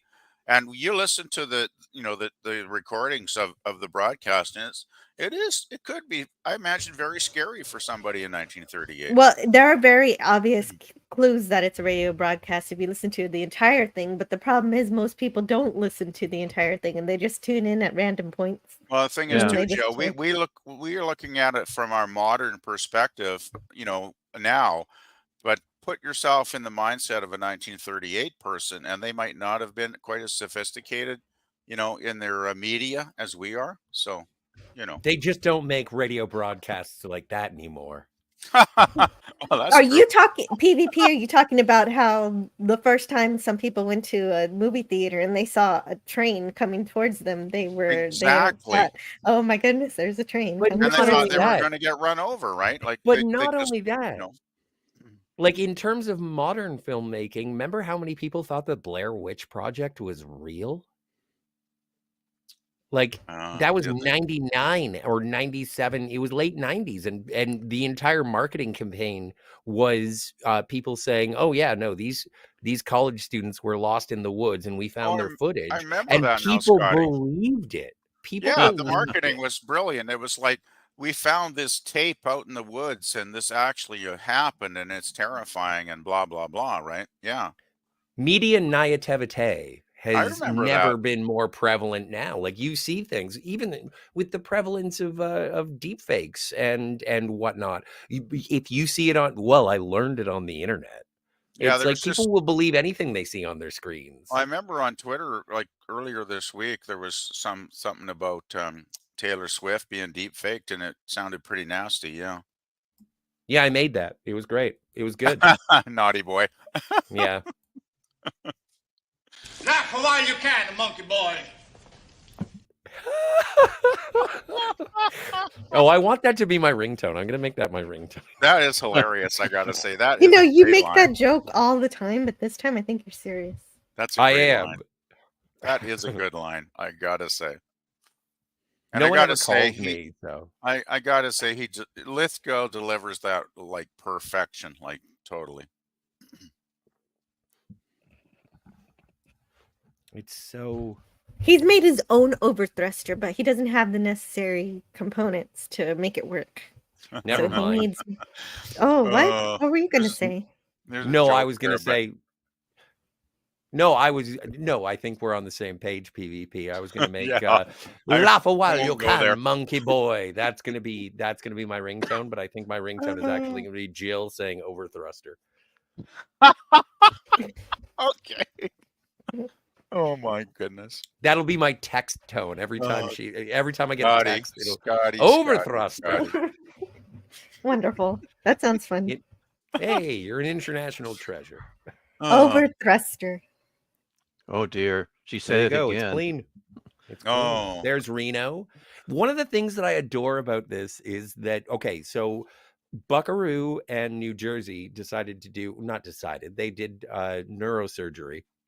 Then Buckaroo goes with the rest of the Hong Kong Cavaliers, and they test the rocket car. But what do you do when you've done two incredible feats of humanity? You guys want to go play a club? Yeah, let's go make some music. Yeah, they're just jamming out. They just happen to be talented enough to steal the limelight and hang out. Even though there's so much noise going on, loud music playing and people dancing, and Buckaroo has such sensitive ears that he knows that someone's crying out there in the audience. He has Vulcan hearing. Yeah. Is somebody crying? Me. Poor Penny. I mean Peggy. I mean Penny. And that's the thing. If somebody is depressed, that's not good. He wants to figure that out. Yeah. I think her name's great. Penny Pretty. It's like a pretty penny, kind of, Yep. Yeah. play on words. I love Oh it. yeah. But And she's amazing. She's got a gun. But so does everybody on stage there in the band. They all Right. pack. They all are packing heat. Yeah, and Defenders so of as art. well, she's trying to self-delete, and Yeah. when the waitress knocks her arm and the gun goes off, everybody jumps. brings out their guns. Yeah. Yeah. My brother and I just bust a gut when that happened. We just And they're all I packing heat. don't have hopes and dreams. Great song. I don't have anything since I don't have bang. By the way, song was written by, I'm looking it up here, 7 different people composed that song, if you can believe it. It's insane. 1958 hit single for the doo-wop group the Skyliners. It peaked at number 12 on the US Billboard Hot 100. It peaked at number 3 on the R&B sides chart, and Cashbox put it at number 7. So this was a pretty major hit, actually, this song. No matter where you go, there you are. It deserves to be, though, because I think it's a great song. And one of the things that I tend to forget myself is when Penny is introduced to Peggy, everybody starts booing, and Buckaroo, and this is part of the reason why Buckaroo Banzai inspires, is that he's like, hey, don't be mean. There's never any reason to be mean. And I'm, from time to time, I'm mean. And sometimes after I've done so, I look back on what Buckaroo says here, and it's like, you're right. There is never any reason to be mean. You don't have to. Not generally. I mean, if you're in a war or something, I guess you might have to be mean, but generally in real life, yeah, there's no real reason to be mean, is there? Yeah. Yeah, in a social situation, learning, discovery, sharing of ideas, and that's what Buckaroo is all about. And it brings me to my thoughts about the Hong Kong Cavaliers, is that I love Star Trek because it's people doing their jobs, but I do love the Hong Kong Cavaliers because it's a group of people who are getting together to do good, and they don't have petty squabbles. They're just looking at, come on, guys, let's just solve problems and have fun. And so they have a band. Yeah, they're a team. Exactly. It's like you can feel the mutual respect and affection they have for one another all through the film. Even with Perfect Tommy, who is sarcastic and is like, don't embarrass us. And then Buckaroo is like, I've never done it before. And there is like the dynamic between the group. I like how New Jersey is sort of enlisted in it's like, you have an opening? I'd love to be a Hong Kong Cavalier. And then he shows up. I can't wait to see Jeff Goldblum dressed up like as a cowboy. Oh, jeez. So charming. I still don't know why he's a cowboy, but it doesn't really matter. Well, he's trying to impress. He's trying to show up and be like, I can be a part of the group. What should I wear? And I guess whatever I want. They are kind of flamboyant that way anyway, so it's all cool, right? Hell yeah. Yeah, and Buckaroo wants you to be yourself, and so maybe that is what he does when he's not a surgeon. So he wants to be a cowboy in his secret, thoughts. But that is one of the things that Buckaroo Banzai draws out of you, is that Buckaroo Banzai was a brilliant neurosurgeon, but he wasn't satisfied with a life of medicine, and so he travels the world to learn martial arts and music and everything like that. He is not restricted to his category. He can go beyond it, and that's what is inspiring about him. If you are a neurosurgeon, which New Jersey is, he can pass through that and be like, I can be that thing and another thing. It is like, this movie doesn't make any sense, but it makes my heart swell. Well, definitely. And so, right. So he's a jack of all trades, and he's just a lot of fun. And there's he's even got a video game here. And speaking of mean, Worfen shorts it out. That's so mean. That is mean. But you know why it's even meaner is because the video game is actually a Star Trek cabinet. It's a no way! Wow. It is! Oh my! Crap! That's cool. Jill, you learned me. Wow, I didn't notice that. Star Wow. Trek. Awesome. Everything is science fiction. Is it as the Picard first, said once in a song. I wonder if it's the first film. It doesn't say which film it is. It looks like the motion picture, maybe. It says Star Trek Strategic Operations Simulator. Okay, so no specific film then, I'm guessing. But the one next to it is Buckaroo Banzai and the Hong Kong Cavaliers. Anyone ever play that Star Trek game? No, I never saw that. Was it? Yeah, town. neither did I. Was it like Vector? Was it Vector? I have no idea. Huh.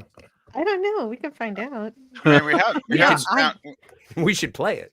We had stand-up games like that, back in the 80s. Oh yeah. Well, once we got legal, we could go into the bars in our early 20s and we'd play those stand-up games. And there was like, Donkey Kong and Pac-Man and Galaga, all those kind of games. But I never saw a Star Trek game, unfortunately. They were fun to play, though. They were really cool games. Mr. Connick in the chat says, Buckaroo Banzai is the textbook definition of a Renaissance man. Yep. I agree. Yeah, absolutely. The epitome of a Renaissance man. I believe it's pronounced epitomone. Epitome. Epitome. Epitome? Epitome. That's the one. That's what I was looking for. Klingons off the starboard bow. Wow. Jill's got the darn game on here. I'm amazed. Jill, I'm impressed. I gotta say, I'm impressed. Oh no, the starbase is being attacked by the Klingons. There's actually not Epsilon 7. There's an online game of this, Jill. Like, wow. It's I think it was Commodore 64.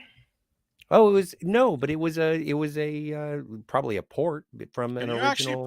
Can you actually play this online, Jill? I'm sure you can. Oh boy! But Can you put the link in the private chat? No. This That's is just fun to look at. Okay, anyway. Back to Buckaroo Banzai, please. I waste enough time anyway, so I don't need to have a video I was game. just mesmerized. It was so fun. This is understandable. It's Star Trek. Anyway, it's Star Trek. Anyway, Dr. Lizardo is escaping, and he's escaped. Dr. Lizardo. I love the names. Yeah, me too. Emilio Lizardo. Mystery Lady. Go back one. I love the thing. Not the bus, but this headline. Mystery Lady opens fire. Don't worry. It doesn't say don't worry, but Buckaroo unhurt.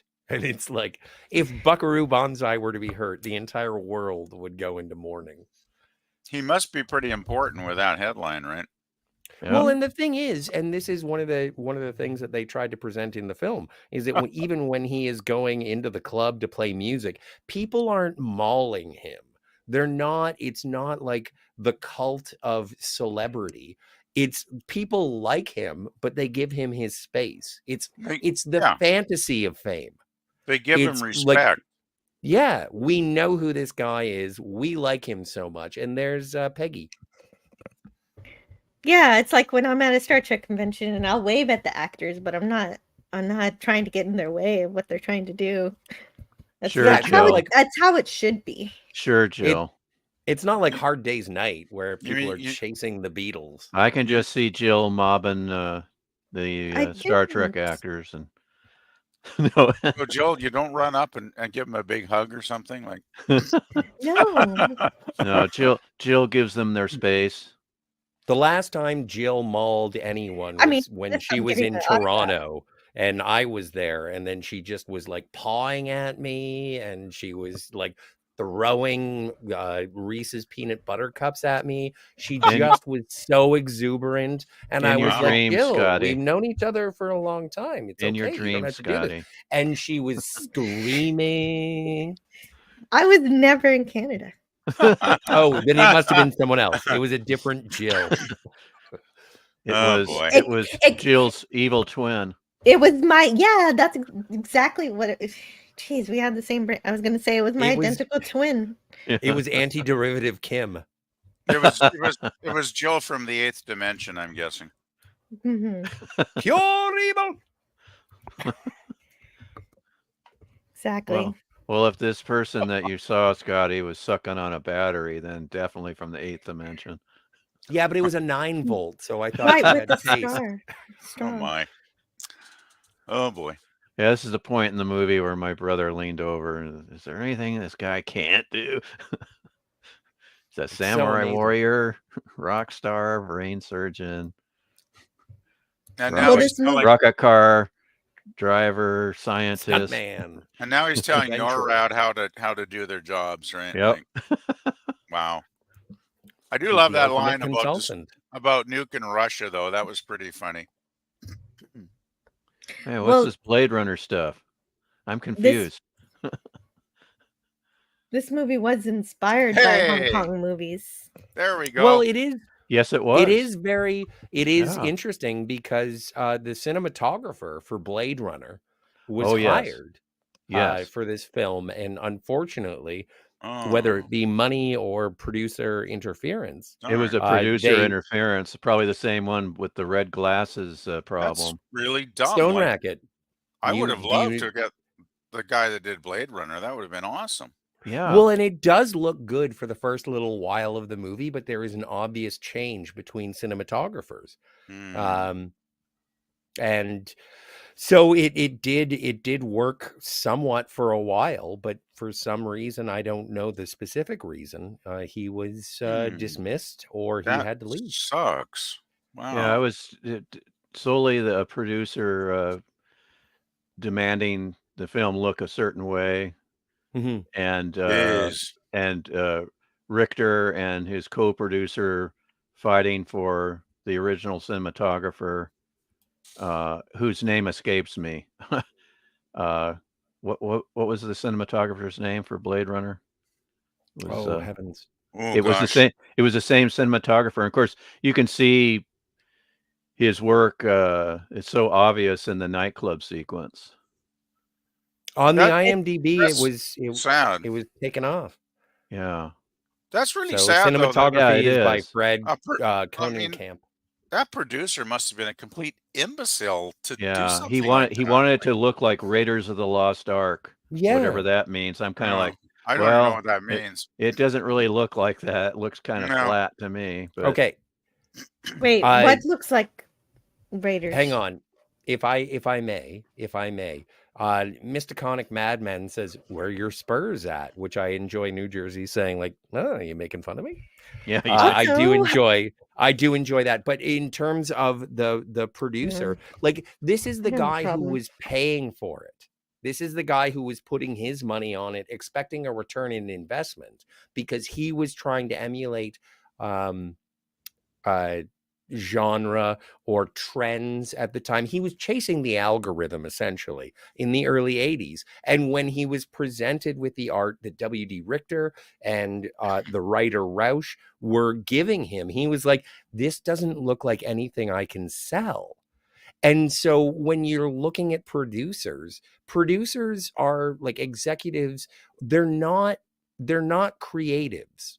And we are sort of submerged in what can sell, what will give us the return on investment, as opposed to the blossoming of creative storytelling. And this is one of those early moments where the creatives burst through the desire for show business. And like W.D. Richter was like, I want the show. And the producer was like, yeah, I'm concerned with the business. This is the a great problem is model. Great a, model. a good producer will allow the creative talent, the writers and the directors and the actors to do their jobs because they know what they're doing, right? If you've hired good people, and a producer should just sit back and let it happen, right? Just provide the financing, whatever you're going to do, but just I leave the think that's creative naive. people alone. Well, Because I I think think that's you need the a naive. best you producers do that. you need a balance of what is going to appeal, but also allow the story to unfold naturally and be really good. I And think there I are could, those legendary producers, Joe, though, that have been through Hollywood for many, many decades. I mean, they have a reputation for being a quality producer, right? And generally, they will just allow the creative talent to do what they've been hired to do, and they're I smart don't. enough to know to leave them alone. It would be an interesting conversation to talk about creatives and their difficulties with It would be with creatives versus financiers. producers. Yeah, it could be. Could be a well, great conversation. that's why the best showrunners can also produce as well as write and create. So if they can Mhm. produce their own thing, and then there won't be any clashing, and they also know how to do all the marketing stuff and things. I mean, I'm not saying a producer shouldn't have a role. Obviously, they should have a role to play, but they should also listen to the director and the writers and take their feedback and consider it, at least give it consideration, right, before they make a decision. Because obviously, that producer made a big mistake and he lost a lot of money on this film, sadly, right? Yes. Big shout out to Brogu, who says, "Hello, everyone. Hello, anti-derivative Kim." And Adam Gray says, There. Jordan Crenoweth Yes. was the original DP. He was already fairly ill when he was making Blade Runner. Oh, I didn't know that he was sick. I did not know that he was. No, it wasn't cancer. It was Dementia? Hodgkin's disease. Oh my. Hmm. Well, And he was being I'm thankful. Yeah, he was being treated incorrectly for that at the Oh. time, and that's why he was so exhausted Oh, while he gosh. was making Blade Runner. But he was diagnosed correctly eventually and got the right medication. I thought he had been sort of dismissed, but if it was a health issue, I apologize for mischaracterizing. No, he wasn't dismissed for a health issue for this film. Okay. He was dismissed because of, the producer wanting one thing and Right. and the Richter and company wanted Roush. another. But Yeah. why do you say you really, really hate this movie, Jill, on your crawl? Tell us in the chat Uh-oh, what wrong you crawl. think about Buckaroo Banzai. The crawl's gone. Oh, gee. It says I really, really hate this movie. And I'm Was like, that no, your- I don't think Because so. it was from Nemesis. That was Yes, the I was Nemesis. just going to say, okay. that must have been from Nemesis. Awesome. That's good. Oh, okay. Yeah, I was a little confused by that. I meant to bring that up earlier, but there you go. As soon as you pointed it out, I was thinking, yeah, 'Cause that's I know that's that the couldn't be Nemesis right. crawl. That had to be It's like, Nemesis. Yeah. yeah, I understand now. That's definitely how Jill feels about Nemesis. That Yes. is, yeah. Okay, so yeah, I really love this movie. Well, what you hear is the opposite of what that crawl says. So most Yeah. people don't read it, so don't worry about it. I'm sorry. I kept seeing that, and I can go, I gotta imagine. say something about this, and I can I know what imagine. she means. I know she really loves the movie. I'm just thinking people that are rewatching this, days or weeks from now are going to go, what the? Spoilers. Totally confused. Spoilers. 'Cause we're all praising the film. We're all Jill is praising Hanoi them. Shan. Yeah. We're praising the heck out of the And film. and Jill- Adam Gray says, "I'm glad somebody asked." Yeah. Thankfully, yeah. That's the problem with reusing the banners. I should delete them and start over. The Ginger Tabby just check them, dared to ask. This is a great cool ship. It is such a cool ship. It looks like it looks it's like a bizarro design, but it's so cool. It looks like, to me, it looks like driftwood. If you guys have ever seen driftwood on the beach, I haven't seen driftwood look like that. It's Well, interesting that you would say can be that. pretty gnarly, though. Yeah. Yes, driftwood is very gnarly, but it's interesting that you should say that. Is that the Lectroid sort of creature design and their technology design was based on undersea life. So your conches, your coral, and the Lectroids themselves were based on lobsters. So their facial. I thought they were based on dinosaurs. And those little No, things those little things they shoot out at you, those little the with spit, the the spit parasites. Yeah, those things are look Creepy. like something you'd find in the hello deep sea. to Jamalama. Also, Jamalama! Let's look at the other part of this video. Jama Llama. Planet 10. It's not like we get photographs of it, but we got hints. So we went into sea life. We studied books about the undersea and crustaceans. It's not a hardware approach. It's much more organic. Yeah. You see that organic look in the mothership. I guess it's a chunk of coral that production designer Mike Riva found, and we stared at it for quite a while and realized it couldn't, life could inhabit this thing, and take it from there. Greg Jean was recommended again as some on lobsters and weird things and start making spaceships out of them, and he constructed them beautifully. I think, the thermopod at the end that Buckaroo flies is a much more beautiful object if you hold it in your hand and look at it than you can ever realize from watching the film, because it had real detail on it and little brass elements in it. It's kind of sad in some cases when you realize you can't get on film what you're holding in your hand. You just don't get to see it all. This is, to the best of my knowledge, is just called the thermopod. We call it thermopod number 1, or the thermopod that leaves the mothership. The basic structure is based on a seashell type texture. I can't believe the artistry. This is so incredible. Of what I'm doing, and the portion that's being built in live action is this egg section right here. Now we're sort of sculpting this from the drawing right now, but eventually we'll be matching it to the full-size set that they've already built. So we have to coordinate what we're doing with the full-size crew.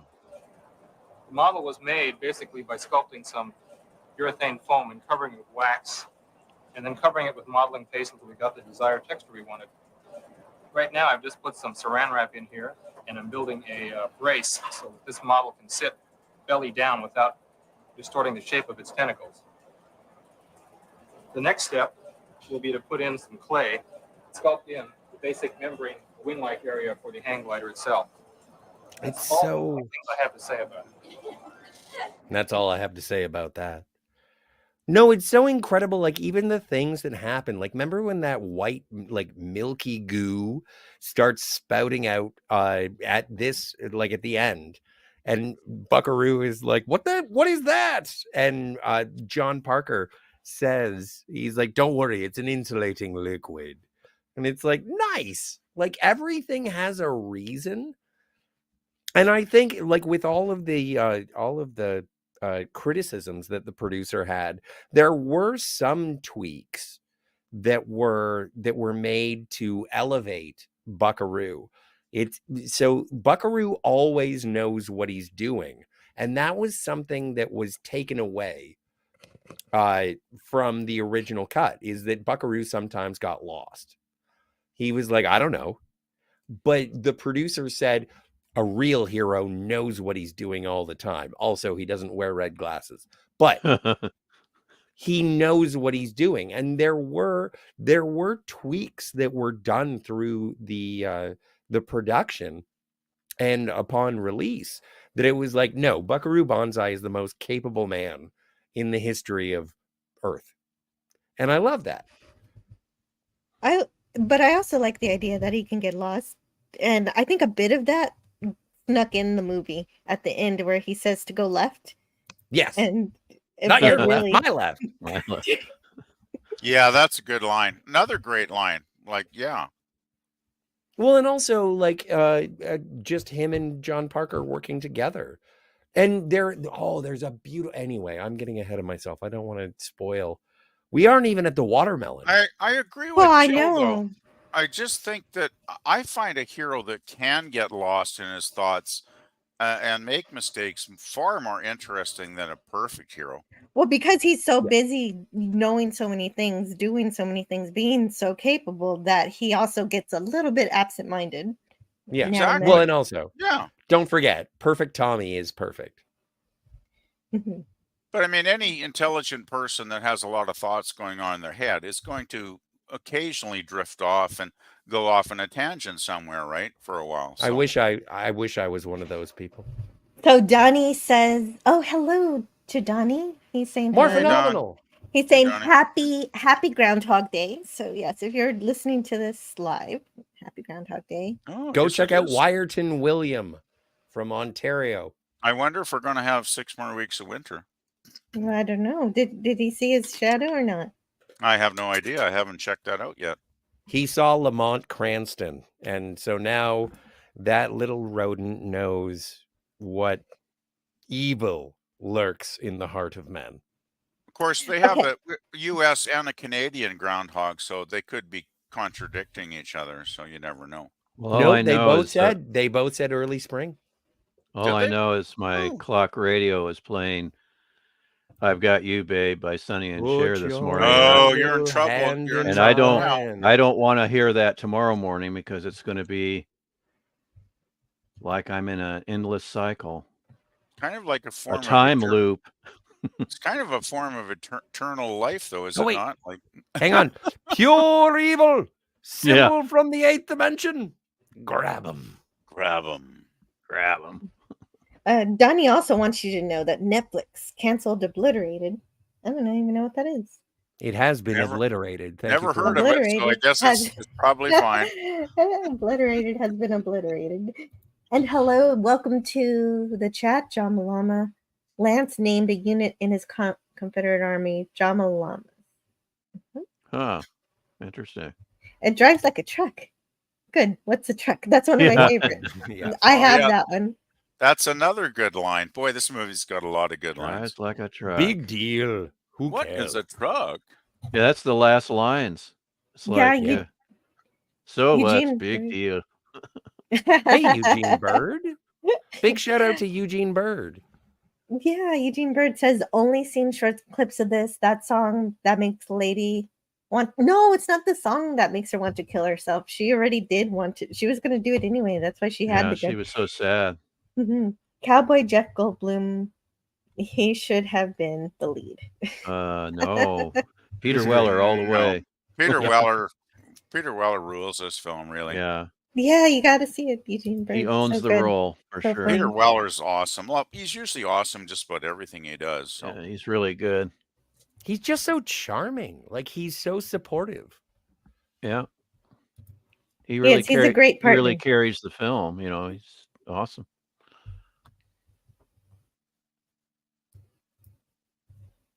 I do want to say that watching this film from a score sound point and the culmination at the end, the theme that I love so much that puts a smile on my face while they're walking through the Los Angeles aqueduct, every single one of the notes that happens in that final sort of walk happens in this movie. It's almost diegetic in terms of the symphony coming to a crescendo. Absolutely adore it. And Scotty, you know what tune they were actually walking to when they filmed that? Uptown Girl by Billy Joel. Sometimes when I'm feeling saucy and I've just gotten out of the shower, I will put on the video for the end of Buckaroo Banzai and play Billy Joel's Uptown Girl and be like, oh yeah, they're jamming. And it's interesting that last sequence, Clancy Brown, he's still kicking. Well, and apparently he does show up in the World Crime League. Really? That's what I heard. Fascinating. Hey, Bird of Prey 5 is here. I wonder how he survived that spiny thing. Well, And Jill had a question for me earlier, and it was like, why do only the red electroids spit poison darts? And it's like, because the black electroids don't spit poison darts at humans. Like they're kind of on side. Don't forget, between the red and the black electroids, there is a war going on. Humanity has just attracted the electroids, black or red, to Earth because of the breakthrough that Buckaroo Banzai made with the oscillation overthruster. Right. I hope PvP is taking notes. Yeah. I'm wondering if Jill is still here. Hi, Jill. I'm here. I just stepped away for a minute, but I'm back now. So, well, I have to go pee, and so I don't know who's gonna hold the fort. I stepped away for a bit, and I Is it my turn now? left Can I when go? I left when you Started said the talking? trivia. Well, no, I left when you talked about the trivia for how they didn't have the soundtrack ready for the marching sequence, so they had to use Uptown Girl because the composer said it's gonna have the same beats. Yeah. I just walked to that, and then it'll work out. Beautiful. And it did. And it works out beautifully. Yeah. Anyway, if I may excuse myself for just one moment, please. Well, no, you can't, because first. Oh, what?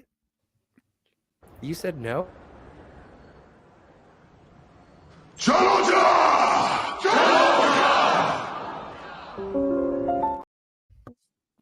Science fact. Science fact. Bird of Prey 5 says Kapla. Kapla, bird. Kapla. Yeah, Kapla, Bird of Prey 5. So glad to see you here. Have you seen this movie? Does anybody here have any thoughts about it? To me, Peter Weller will always be known as the original RoboCop. Of course, I love him as RoboCop. Absolutely wonderful. To me, he will always be known as Buckaroo Banzai. Mm-hmm. I like him in both. And Harpo says the same thing. He raised his paw when I said that. And Bird of Prey 5 never saw this movie. It's really fun, and it's funny, interesting, mysterious, kind of confusing. Bizarre. But once you watch it, but yeah, ridiculous. Ridiculous, but fun. The main thing for me is fun. That's the one word Yeah. I would use to describe this film. And then it doesn't matter if it has flaws, they don't matter because it's just so much fun. It's just, I love this movie anyway. I don't care if it has flaws, which it probably has a few, but I just love the film. The main flaw is that the first time I watched it, I couldn't tell the difference really between the red electrodes and the black electrodes. But oh, for shame, Jill, for shame. The second time I got it.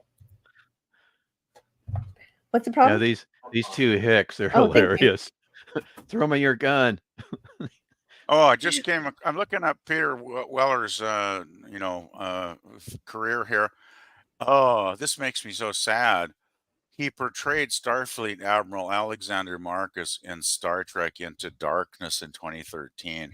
Yeah, unfortunately. Star Trek Into Into Darkness. I didn't know it was Darkness. going to be you. I didn't know it was going to be you to mention that.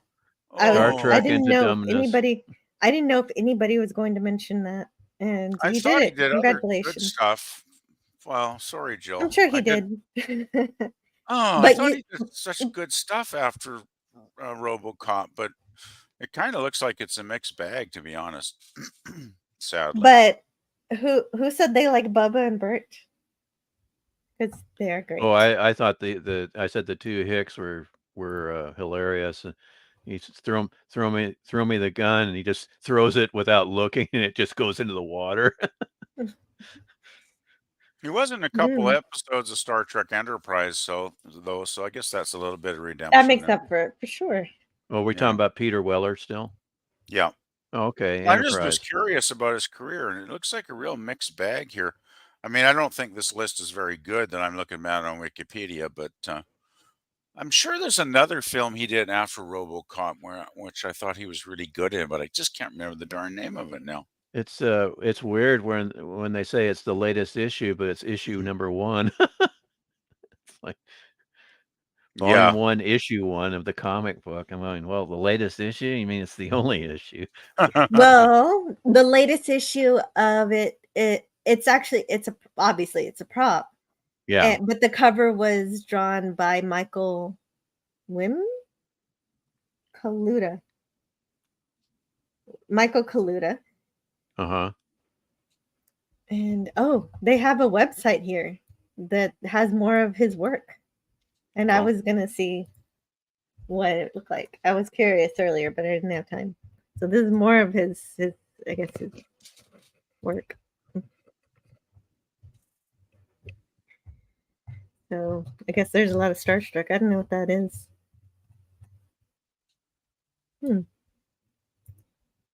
Oh my.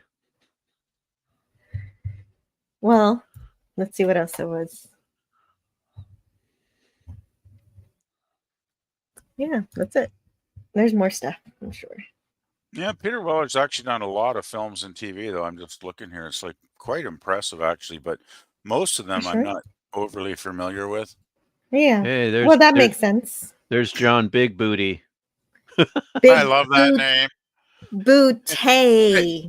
Big Booty. Booty. No. Oh man. Yeah, so it's good. Big Booty.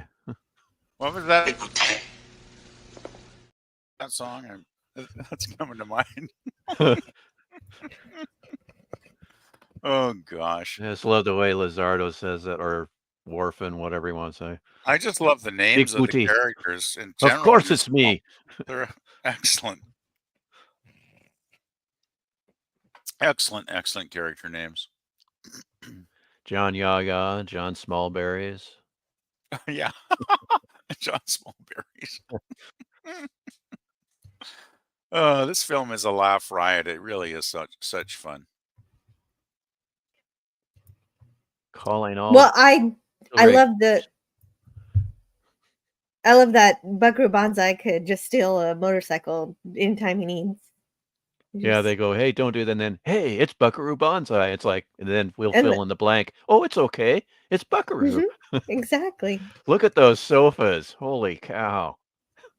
It's a good thing Buckaroo is a good guy because he could just go and rob banks or something and everybody Oh, would go, no. oh, well, it's Buckaroo Banzai. He could go in a bank and borrow some money on the fly. Not steal it. No, yeah, it's definitely borrowing. He'll give it back. And then some, with interest. Yeah, he could borrow it, yeah. Oh, man. And then he saves Professor Ikeda, and he gives him the formula because by this point, Buckaroo's got that electrical charge. He's been ionized, and so now, so the ionization comes from the black electroids. So this is giving that little Buckaroo jolt in the phone booth. Yeah, this gives him that little jolt from the black electroids. He can see the red electroids. Yeah, exactly. So now that he can see the red electroids thanks to the black electroids, this movie kind of reminds me of They Live a bit in terms of how the next thing that they do is Ikeda figures out a way for everyone else to be able to see the electroids too. Yeah, this film is far superior to They Live. I love They Live. What? Yeah, I didn't like that film. Oh wow. But it has. Have you read the original short story? I haven't read obviously anything literature is always going to far succeed movie or TV. So I would never counter. It's a real one against the other. Real short, simple story, and the movie follows it fairly well. But it's just all this stuff that they add to it, and a lot of, if you like people getting shot over and over and over. That wasn't the same movie I saw. I liked They Live. I thought it was a fun movie when we. I thought it was pretty one note, but that's just me. I thought Roddy Piper's performance was really good. Like as a wrestler, I wasn't expecting much, and then he was watched fine. the film, and I was like, "Damn, this guy's he was a good actor." Yeah, actually. I didn't have any problem with the actors. He carried the film for me. Just kind of the execution is also kind of. It's the whole, the broadcasting woman, whatever her name is, sends Piper through the window, and he still acts like he can trust her when he meets up with her again and again. And it's like, I just didn't buy that one bit. But anyway, let's get back to Buckaroo. Yeah, Buckaroo is much more fun. Yeah, That's but for that sure. was a really cool fall through that window, though. Because Yeah, but would he you trust survives would pretty you well. trust the person that sent you through a window like that and almost kill you? Well, she changed her mind. Yeah, No, she sure. didn't. She was a bad person. Yeah, They Live was not anywhere near as much fun as this film, for sure. It was Yeah. pretty dark, for sure. And Mrs. Well, it's a Johnson thinks different- it's Peggy, but it's not. It's Penny. It's a different flavor of movie. One is a social commentary, and the other Yeah, is exactly. an adventure, Well, yeah, that a was my hopeful point. adventure. That was my point. Right. The other This is a film comedy. was That made to be the oth- dark, and this is meant to be lighthearted. Yeah, Well, Jill, exactly. do you While we were doing the review for They Live, we depressed Dalek 451. Oh, did we? I forget. Oh gosh, Oh, And that this was a is- fun stream, though. I really enjoyed it. I did really too. enjoyed Zoom. it. Yeah. how was he? What made him depressed? Well, aside no. from the baseline, Well, because it's about the media and the government manipulating people subliminally and all of that dialogue, for whatever reason, it made him upset. Oh, okay. hey, Darius Munchausen is here. Hello and ahoy. Hello, Darius. But this is a comedy, so yeah, completely different movies. But I was just mentioning it because it reminded me of it, because they find a way to be able to see the alien. Uh-huh. That's all. I don't. Yes, indeed. I don't know. Do you? And I hate to invoke this question, but do you find absurdist fiction and comedy to be? Do you find absurdism and comedy to be synonymous? I don't actually. I don't either. I don't think. I of don't this think film this as is a comedy. I agree, Scotty. I think it is very absurd, but I think it's pushing the envelope, so to speak, just to be so. It just wants to be as out there as it can get away with, is what I But think. About this film. absurd things can be funny. Of course they can, and there are many amusing elements and moments throughout the film. I agree with that, Jill. But I just don't see it as like a classic ha ha ha kind of comedy film, right? Well, this isn't a classic anything. This is just its own thing. So of Yeah. course No, it's but I not going mean, to be a normal anything. It's its own no animal. matter what label you attribute to it, it's never going to No, be I'm just that. saying though, for me, a comedy is If a it film makes that me, for me, a comedy is anything that makes me laugh, and this Well, a movie makes comedy me for laugh me- more than 5 times, and it's pretty much a comedy for me. okay. Well, And even if I'm wrong technically, no, I You don't, are.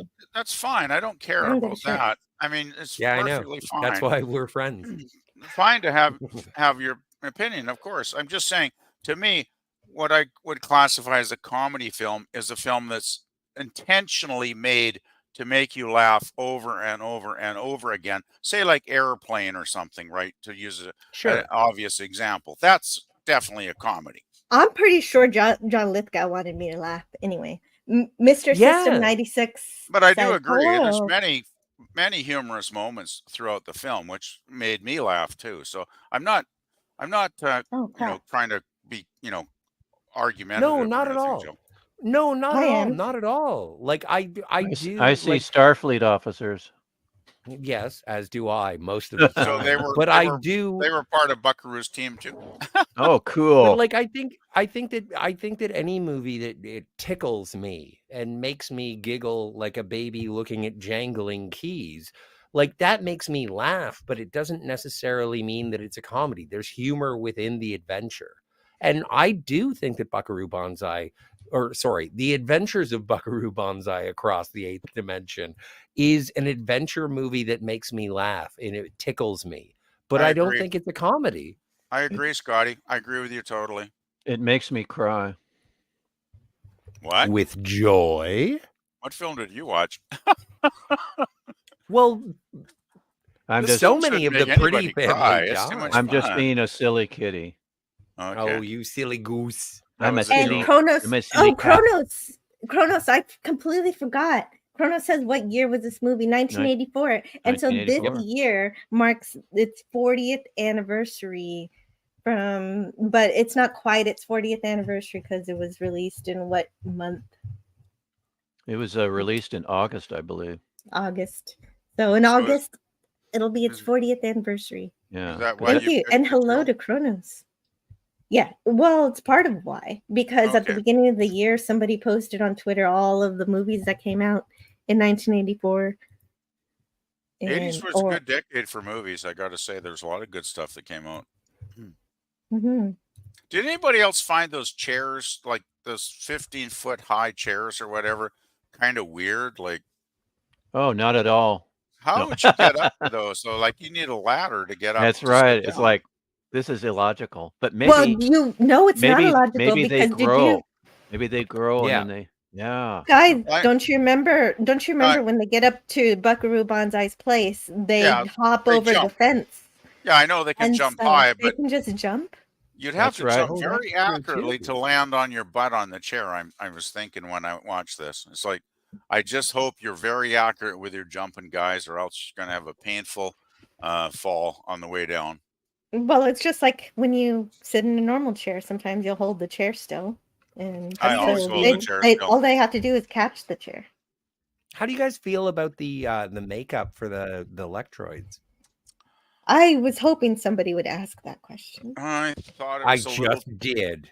I thought it was a bit cheesy, personally. Oh, I thought it was delightfully kind of cheesy. I liked it. I thought it was good, but I thought it kind of reminded me of like a Halloween mask at the same time. It was like, I mean, I went with it because that's the kind of film I just go with. You know, I can just go with whatever's in it. But I did find their faces a little bit cheesy. I don't know. I'm a big fan of, like, they make many references to War of the Worlds, and they talk about sort of B movies. It's almost an homage without being directly referential to old B movies. And when the makeup effects do work, they work really well. Like there's a brief smile by one of the black Electroids at near the end of the film, and I'm like, this is so good. This is pre-production. Heavens, Jill, please roll it a cappella. Interesting. The harmonica racket, like a Bob Dylan harmonica.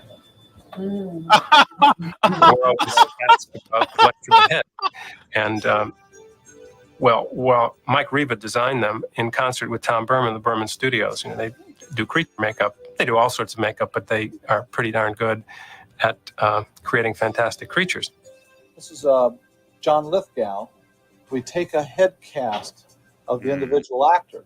After we take a head cast, we sculpt in clay what you see here.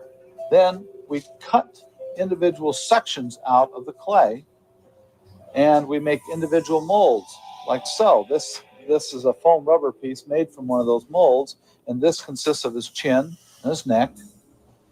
And a second piece would be this nose and upper lip. And this piece right here is a forehead. These are all attached and glued together. We pre-put these together to save us makeup time later. This area right here is one piece. This is one piece, and this is one piece. This is Vincent Schiavelli. You can see the similarity in the makeup.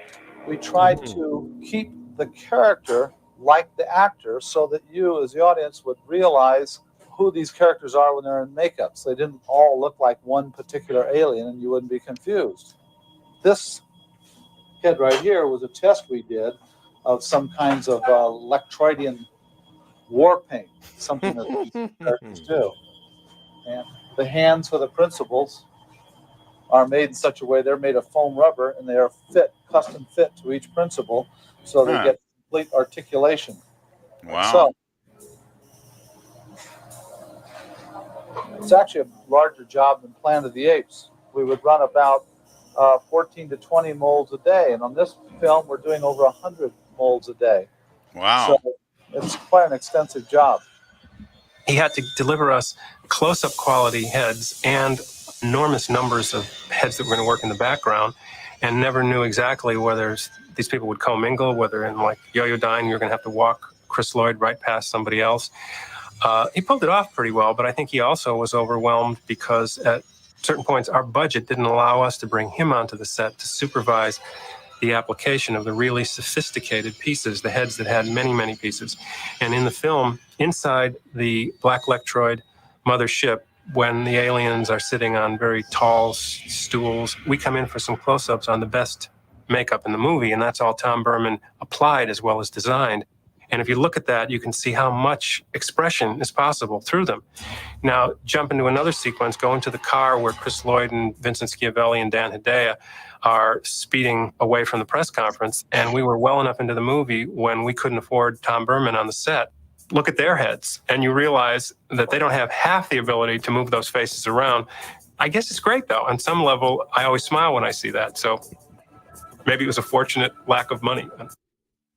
That was, I think, kind of proves my point, Jill. Like, there were some scenes where I just didn't buy the alien makeup, even though once again, I don't want to criticize the film at all, but I just found it inconsistent at times. Sometimes it looked really good, and sometimes it didn't. Yeah, that's that background video is interesting because did you notice? Well, that makes sense after seeing that. Did you guys take note, I should say, of the makeup artist talking about that first bust? And the Oh yeah, that was and very how it did not at all relate to the film that we've seen. Well, the war paint. He said no. He said this is John Lithgow. We don't see Lithgow in that makeup at all. Agreed. I think it I thought was that was Christopher interesting. Lloyd. It looked like it was Christopher Lloyd's Electroid makeup, but also like it is. Oh, I forgot. Oh, they had anticipated some sort of war paint for the Lectroid, the red Lectroids, and they said no, it just looks too weird, and so we can't explain this. But when you look at the Hong Kong Cavaliers, they have like New Jersey has like football reflective paint under his eyes, and Reno has like almost like he's got makeup around his face. There is war paint on both sides, but they figured that the Electroid war paint was just a step too far. It's insane. Oh my God, the production of this movie, the difficulty in making it happen, and then the failure of it is fascinating to me. And the fact that there are still people that are fans of this, people who went on to design Star Trek starships are such fans of this absurdity. Like, this is a weird, this is off of the beaten path of nerdery that nerds have found and created through. Well, I love this movie just for its inspiration. That's why it has such cult film status, right, Scotty? I mean, it's legendary with us nerds, right? I mean, I never even saw it until this last 3 weeks, but I'd heard about it like probably hundreds of times. I think when you say it's not a comedy, I think I know what you mean. The people in this movie don't think they're funny. This is all completely very serious, and it's earnest. It's earnest, and it's science fiction, and everybody in it believes what is happening. I think, and I do love when science fiction does that. I think they play it straight, basically, Jill. Like they take Black dinosaurs. Echo. And that's why I think the film is so great, because they do take it seriously. Lectroids from Planet 10 by way of the 8th dimension. Yeah. See, that's a key. That is a key distinction. It is Lectroids from Planet 10 by way of the 8th dimension. 8th dimension is a pass-through. it's not. No one lives in the 8th dimension. It's Not almost like willingly. what do you call it? Like it's like the Phantom Zone from It's Superman. like, is it like a conduit? Well, that's what was initially confusing to me because on one hand we're told that the red electroids are imprisoned in the 8th dimension, but then it also seems to be a conduit to get to Planet 10, the quickest way. But Yes. That's okay. I was just a little bit, a little confused there. It would be. That's the Yeah. thing with this movie. If you miss just one line, then Yeah. there's something that it completely throws you off for the whole movie, which is why it's great to rewatch it. Yeah, Well, I'm surprised I didn't catch the whole thing of, getting more of the warriors on that ship. I'm kind of embarrassed. One of the problems, or not problems, but one of the details is that the red electroids and the black electroids, they're having a civil war on Planet 10. And the way that John Horfin is attempting to subvert that is by being able to get to the 8th dimension to release his army of red electroids to go back to Planet 10 Right. to take over. Right. And because he lost the first battle and he wants to. Exactly. Yeah, I understand that. It's just just a little detail to get from one point to the other. Yeah, Stone Racket knows it now. But Mr. Miles says everyone knows there are only 5 dimensions. No, there's 10. And that's no, he's saying that's a reference to something. Does anyone know? Twilight Zone reference, I believe. Oh, okay. Yeah, Isn't that the beginning of the Twilight Zone? There is a 5th dimension, as Serling narrates. And of course, Serling originally wrote it. There is a 6th dimension, and then the producer goes, "Well, Rod, what's the 5th dimension?" And so it was reduced to the 5th dimension, which of course we all know is the Twilight Zone. I'm glad it was. Yeah, Twilight. I love that show. Gotta love Twilight Zone. So cool. Yep. But the black electroids did actually take a spaceship from Planet 10 and traverse the incredible journey between Planet 10 and Earth. Yes. And Lizardo, or Worfen, they're trying to take a shortcut. Yep. Luke is dead. He fell on his head. That's another great line. That rhymes. Did you guys notice that? Oh, yes, definitely did. Yeah. Captain Obvious here. This film's got so many great lines. That's one reason I love it. It's very quotable. It's so quotable, yeah. Doomed is your soul, and damned is your life. Yeah. I gotta say, Lithgow is pretty hilarious in the scenes. I gotta give him credit. I mean, I don't know. There's something about him. I just don't. I'm not. He doesn't make me happy. Let's put it that way. But I do respect his talent. Well, and I'm sort of in a similar situation. Is that I'm not the biggest John Lithgow fan. Like I wouldn't run out and see anything that John Lithgow was in, just because John Lithgow was in it. But when he does show up and pump it up, he is so good. He can be so good. But when I see him sometimes, I see John Lithgow more than I see the character he's performing. Yeah, well, I won't. Yeah, I guess that's the point. Well, it just depends on the writing, whether or not it can. I prefer to pretend to forget who I'm watching in terms of whoever the actor is, and I like to think about the character. But I don't think about John Lithgow when I'm watching John Worfen. Well, there you go. Then there's the no. If an actor's good, you're going to get into the character, not think about the actor doing the performance, right? That's the whole point of being a good actor. I'm just saying, probably all of us have an actor or two that just isn't our bag, isn't our thing, so to speak, and we just go, well, they're definitely a good actor, but they just don't do it for me for whatever reason. I don't even know why. Sometimes it's hard to explain. It's just like it's like music, right? You hear one song, you love it. You hear another song, and it's like, maybe not so much. So it's kind of just, I guess it boils down to personal taste in a way.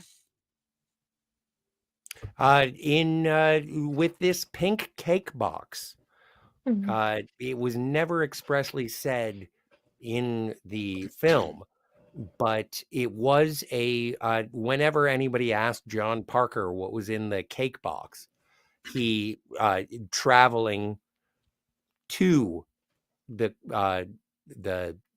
Buckaroo Banzai compound, he would tell people that it was a sweet potato pie, because no one really cares about sweet potato pie. And it was people who go to viewings, they'll show up with pink cake box and be like, and people will say, "What's in it?" Sweet potato pie. But that's where the goggles. I know what's in it. The bubble wrap goggle. And the space record and the player. The thing that crawls over it. Absolutely totes. Just think how much money they saved with the bubble wrap goggles. That must have been a huge saving on the budget. Well, I considered making some, but I didn't get around to it. It would have been. Oh, that would have been sweet. What when you order bubble wrap goggles, what is it wrapped in to make sure that they're not damaged? I'll give you one guess, Scotty. Styrofoam popcorn? Yeah. You guessed wrong. I chose poorly. You did. You call it styrofoam popcorn? We call them peanuts here. Yeah. Yeah, it's regional. It's peanuts or popcorn. It's either one here, but yeah. Either way, don't eat them. Yeah. No, it's not the kind of popcorn you can digest. So this is the first time that a red lectoid spits, or it's Butte he spits, and Now, big Butte. You got to admit that last still with that mask was not totally 100% convincing. Yeah, whatever. What's in the spit that he kills people with? Well, they show it when Rawhide dies. It's like some sort of weird crab creature. He didn't die. I saw him in the end credits. But no, how does spit turn into a crab creature? Well, reproduction? It must be. It's eighth dimension spit, I'm guessing. No, these are regular aliens. They just travel to the Yeah. Well, I have no idea. They're in our Let's not dimension forget, now. It is John Parker who is the one who shows up and takes care of that particular parasite. And so, like, Buckaroo takes it off of Rawhide, throws it down, and says, "Is there anything we can do for him?" And John Parker says, "No, nothing." And then he crushes it like a cockroach. Hey, there's on our side. Yeah, that was one part of the film I didn't like when Clancy Brown's character died. That sucked. Oh, when Rawhide dies? Yeah, Rawhide. Yeah. I'm a big Clancy Brown fan. He didn't die. From Highlander, right? And it's just like, I love that guy. No, he didn't. No, he doesn't. I see him in the end credits, and then he comes back in the sequel. That's what Scotty just told us. Yes. What happened? Yeah. I guess he just passed out then? According to Reno, once we see his sort of incapacitation, he is rested, maybe cryogenically frozen, to be resuscitated at a later date when a cure for his affliction is presented. But no, he is not. Rawhide is not dead. He was only hurt. Good. He was very badly hurt. He looked like he passed away when I watched the film, but I guess I thought so too. Well, they kind of made it seem like a death scene too. He even has his last words. Yeah, well, they do a really dark moment in such a fun film, I thought. They well, that's stakes. You gotta present the fact that these people are in danger, or else you don't have any drama. But like even with Emilio Lizardo or John Warfin, He's not, or pardon me, I meant to pronounce it correctly, Horfin. He doesn't, there is no body. And so the possibility of John Horfin coming back, very real. Oh man. Well, I wanted to address Mr. Miles. He asked this trivia question earlier. Everyone knows there are only 5 dimensions, and so then he answered it.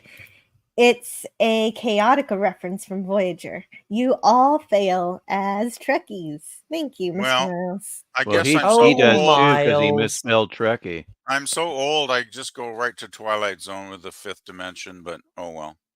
No, that's how you spell Trekkies. I mean, he He spelled said it turkeys. turkeys. Oh, We're we all We fail fell. as turkeys. Gobble, Okay, we fail. gobble, gobble. Gobble, gobble, gobble. I chug your Star Trek. Oh, brother. Oh, my. And the Ginger Menace Mary is here. She says, Hello, I love Ginga. John Lithgow. He can be funny and all ranges of acting. And I do believe it's a personal taste. Well, thank you, Ginger. Agreed. I agree. I think he's a phenomenally talented actor. He just doesn't float my boat, if you know what I mean, right? You know, it is personal taste. One of my favorite John Lithgow performances is in the film Orange County with Tom Hanks's son Colin and Jack Black, and it's just like he traverses everything from the realistic to the comedic to the terrifying, the sublime, the over the top. Like if I like John Lithgow, which I do, I would say that this movie is a big part of it. Hey, look at that lady. Welcome to our Help Me Obi-Wan Kenobi. You're our only hope. You were Her thinking name of is Star also Wars. John. You were thinking of Star Wars too, right? Little bit, for Yeah. sure. Yeah. But she is amazing. Apparently, she was in quite a few blaxploitation flicks back in the day. But Really? Rosalind Cash plays John Emdahl. And it is like, I do appreciate this as a warning, but not only a warning, but like of what is going to come from the Lectroids, but also that it was Buckaroo Banzai that incited this incursion. It's Well, like, the thing you did this, Buckaroo Banzai. Unintentionally, because for the sure. Red Lectroids had already invaded. They just didn't have the ability to go and get the rest of their army. And Buckaroo gave them what they needed to do that. And, well, he didn't give it to them, but he made it possible. And so now they're trying to steal that oscillator overthruster. Well, the whole plot surrounds the oscillator overthruster. Oscillation. I'd like to oscillate your overthruster. Anyway, yeah, the Red Lectroids. That's going to be my new. That's going to be my new Tinder profile. I'd like to oscillate your overthruster. Nobody's going to know what you're talking about. Doesn't matter. The 1% that will get it will love me. I really liked her performance in that brief scene that she was in, like only for a minute or whatever. Like, she was really good. I thought she was awesome in that scene, actually, even though it seemed like a bit of a Star Wars ripoff, to be honest. Yeah, but she was really good. Harpo agrees. I really liked her, yeah. I agree completely, and I love that the Black Lectroids are not necessarily good here, because they're saying, if you don't take care of the Red Lectroids, we're going to destroy Earth. Yeah, well, yeah, no, they don't say that. No, they don't, but they say they're going to incite World War III, which is essentially we're going to help you destroy yourself. Yeah, that would pretty much destroy Earth, I would think. Well, what do you think? What do I have wrong about that? Harpo concurs. You know, I got to say, when I saw her name, Rosalind Cash, I was thinking of Johnny Cash's daughter. I was like, wow, I was so off base. That made me laugh. I don't know why. I thought it was Rosalind Chow. Isn't this a threat? Stop John Warfin before sunset. If you fail, we will be forced to help you destroy yourself. Yep, that's clear. Now, it was Crystal Rosalind clear. Cash, so that's why I got confused with Johnny Cash's daughter, I think. And of course, it makes sense though to help the black lectroids because that'll help I love Earthlings the too. the bubble masks are awesome. Well, and as mentioned before, like you don't know what they actually look like. It is a deception based on the presentation. Yes. Like those goggles, they don't actually look like bubble wrap. But because of the Lectroid ability to manipulate the mind of human, this is what they look like to humans. Yes, they infect humans with bacteria that allows them to change our perception. Influence. Influence. I do want to give a big shout out to Bill Henderson as Casper Lindley. I was introduced to Casper Lindley, or sorry, oh my stars. Bill Henderson through the movie Clue. I do enjoy him whenever he shows up, and he's shown up many times. And Casper Lindley is the father of Scooter. Scooter! Yeah, and Scooter is Scooter is my favorite. He's the Wesley Crusher of this movie, except he's cooler. way cooler. Way cooler. Way cooler. Dude shows up at the end with a rifle.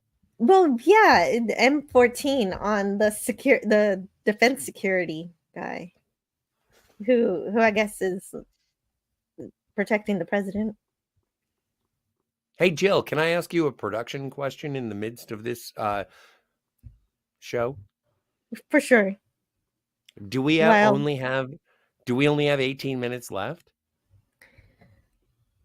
No, we don't. We have many. We have many a time. We'll have more time than that. Oh, delicious. Is this a special Friday when we have extra time?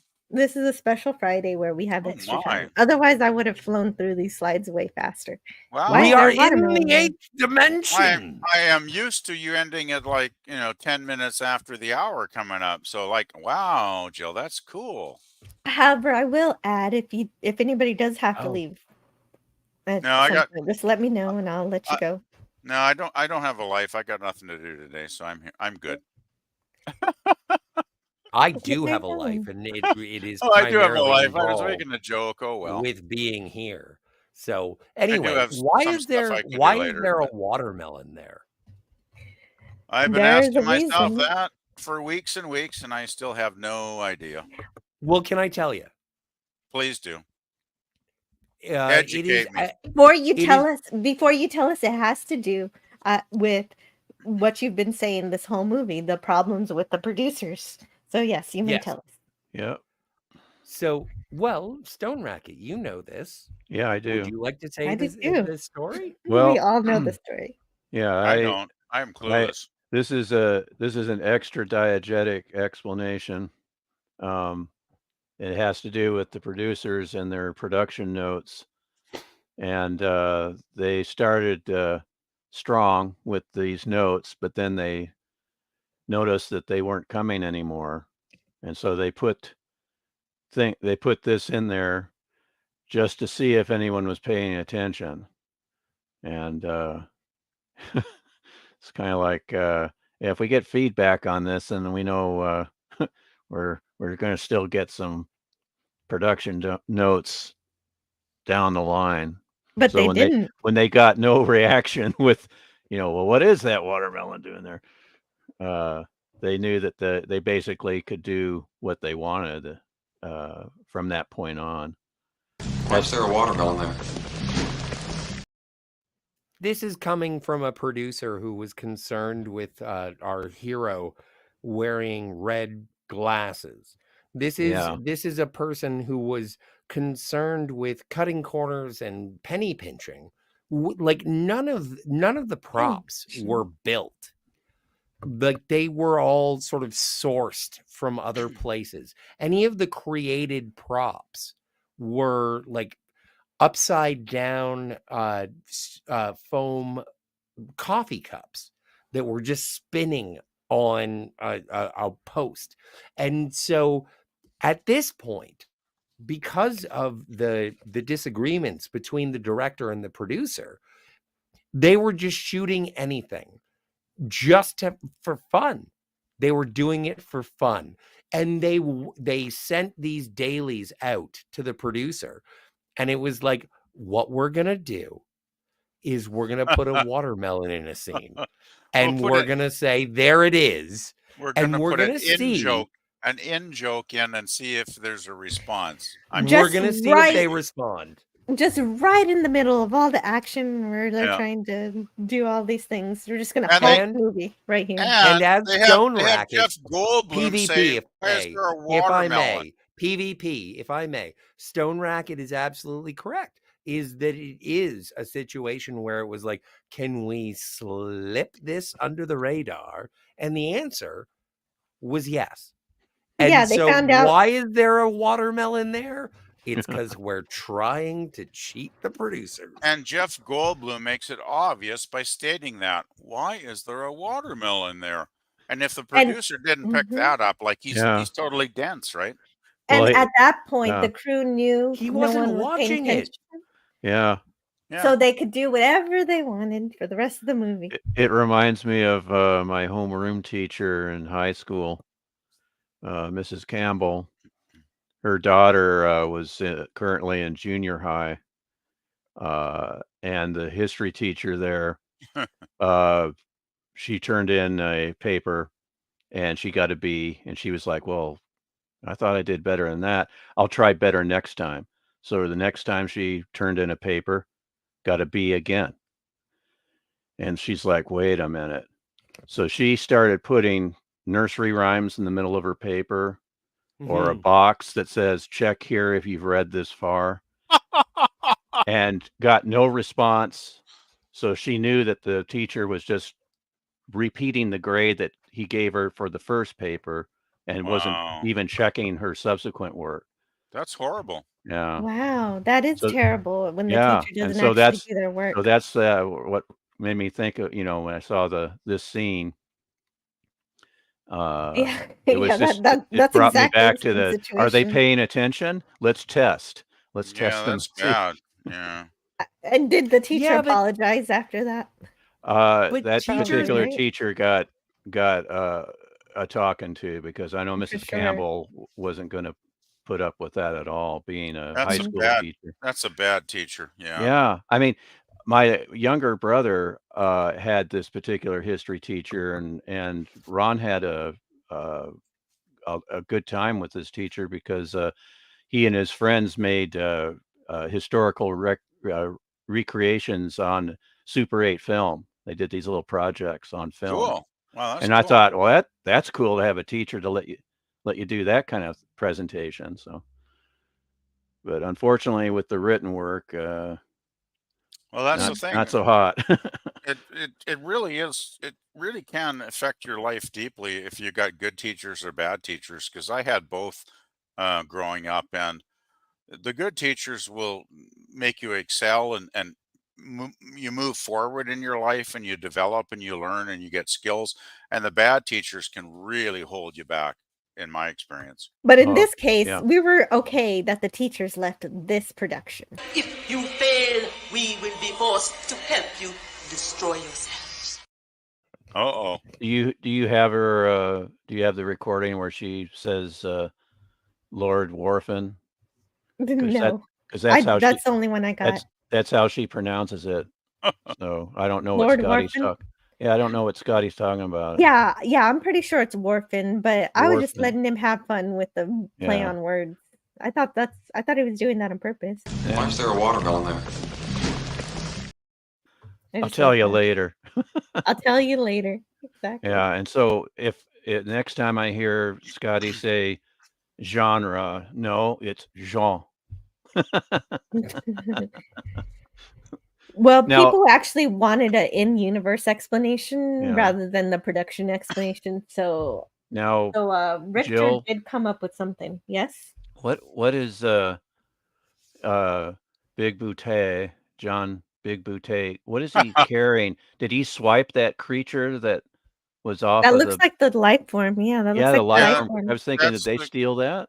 that was the creature that was under Banzai's car at the beginning Yeah, of the his film. jet car. I was thinking, Yeah. did we see him snatch it, or it just cuts to this, right?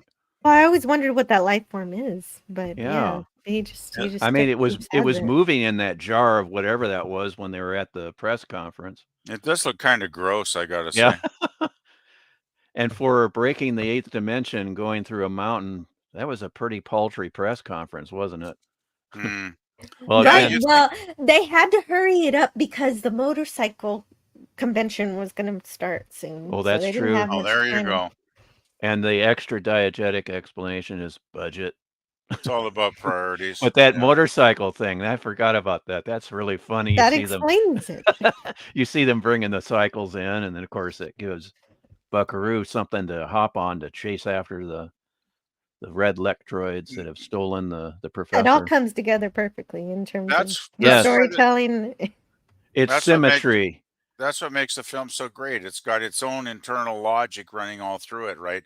It doesn't really matter about any external logic that might be in, other people's thoughts. It's all about the people working on the film and their internal logic, creating this thing, and it's brilliant, really. It's And like, to quote George Lucas, it's poetry.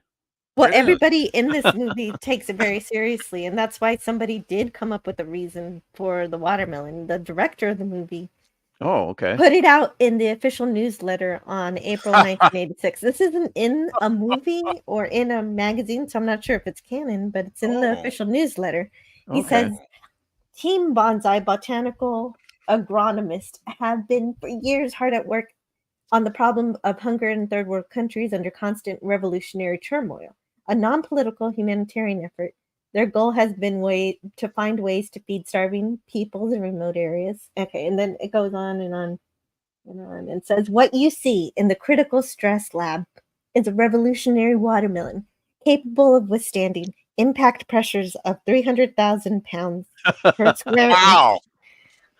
Sweet and juicy and vitamin packed, this remarkable fruit can be dropped from the bomb bays of low-flying aircraft into the backyards of disenfranchised villagers in the remotest backwaters of this angry planet.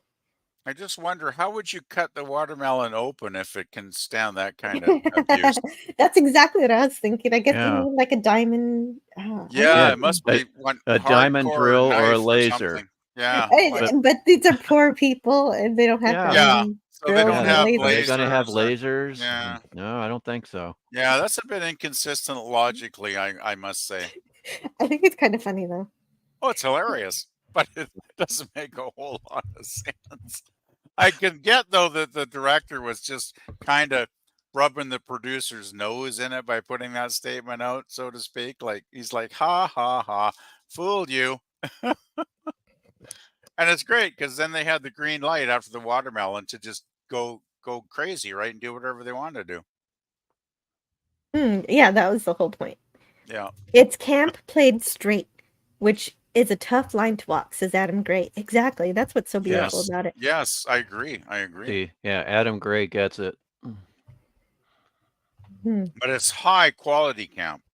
And fortunately, everyone in my family got it too, because my clan just really loves this film.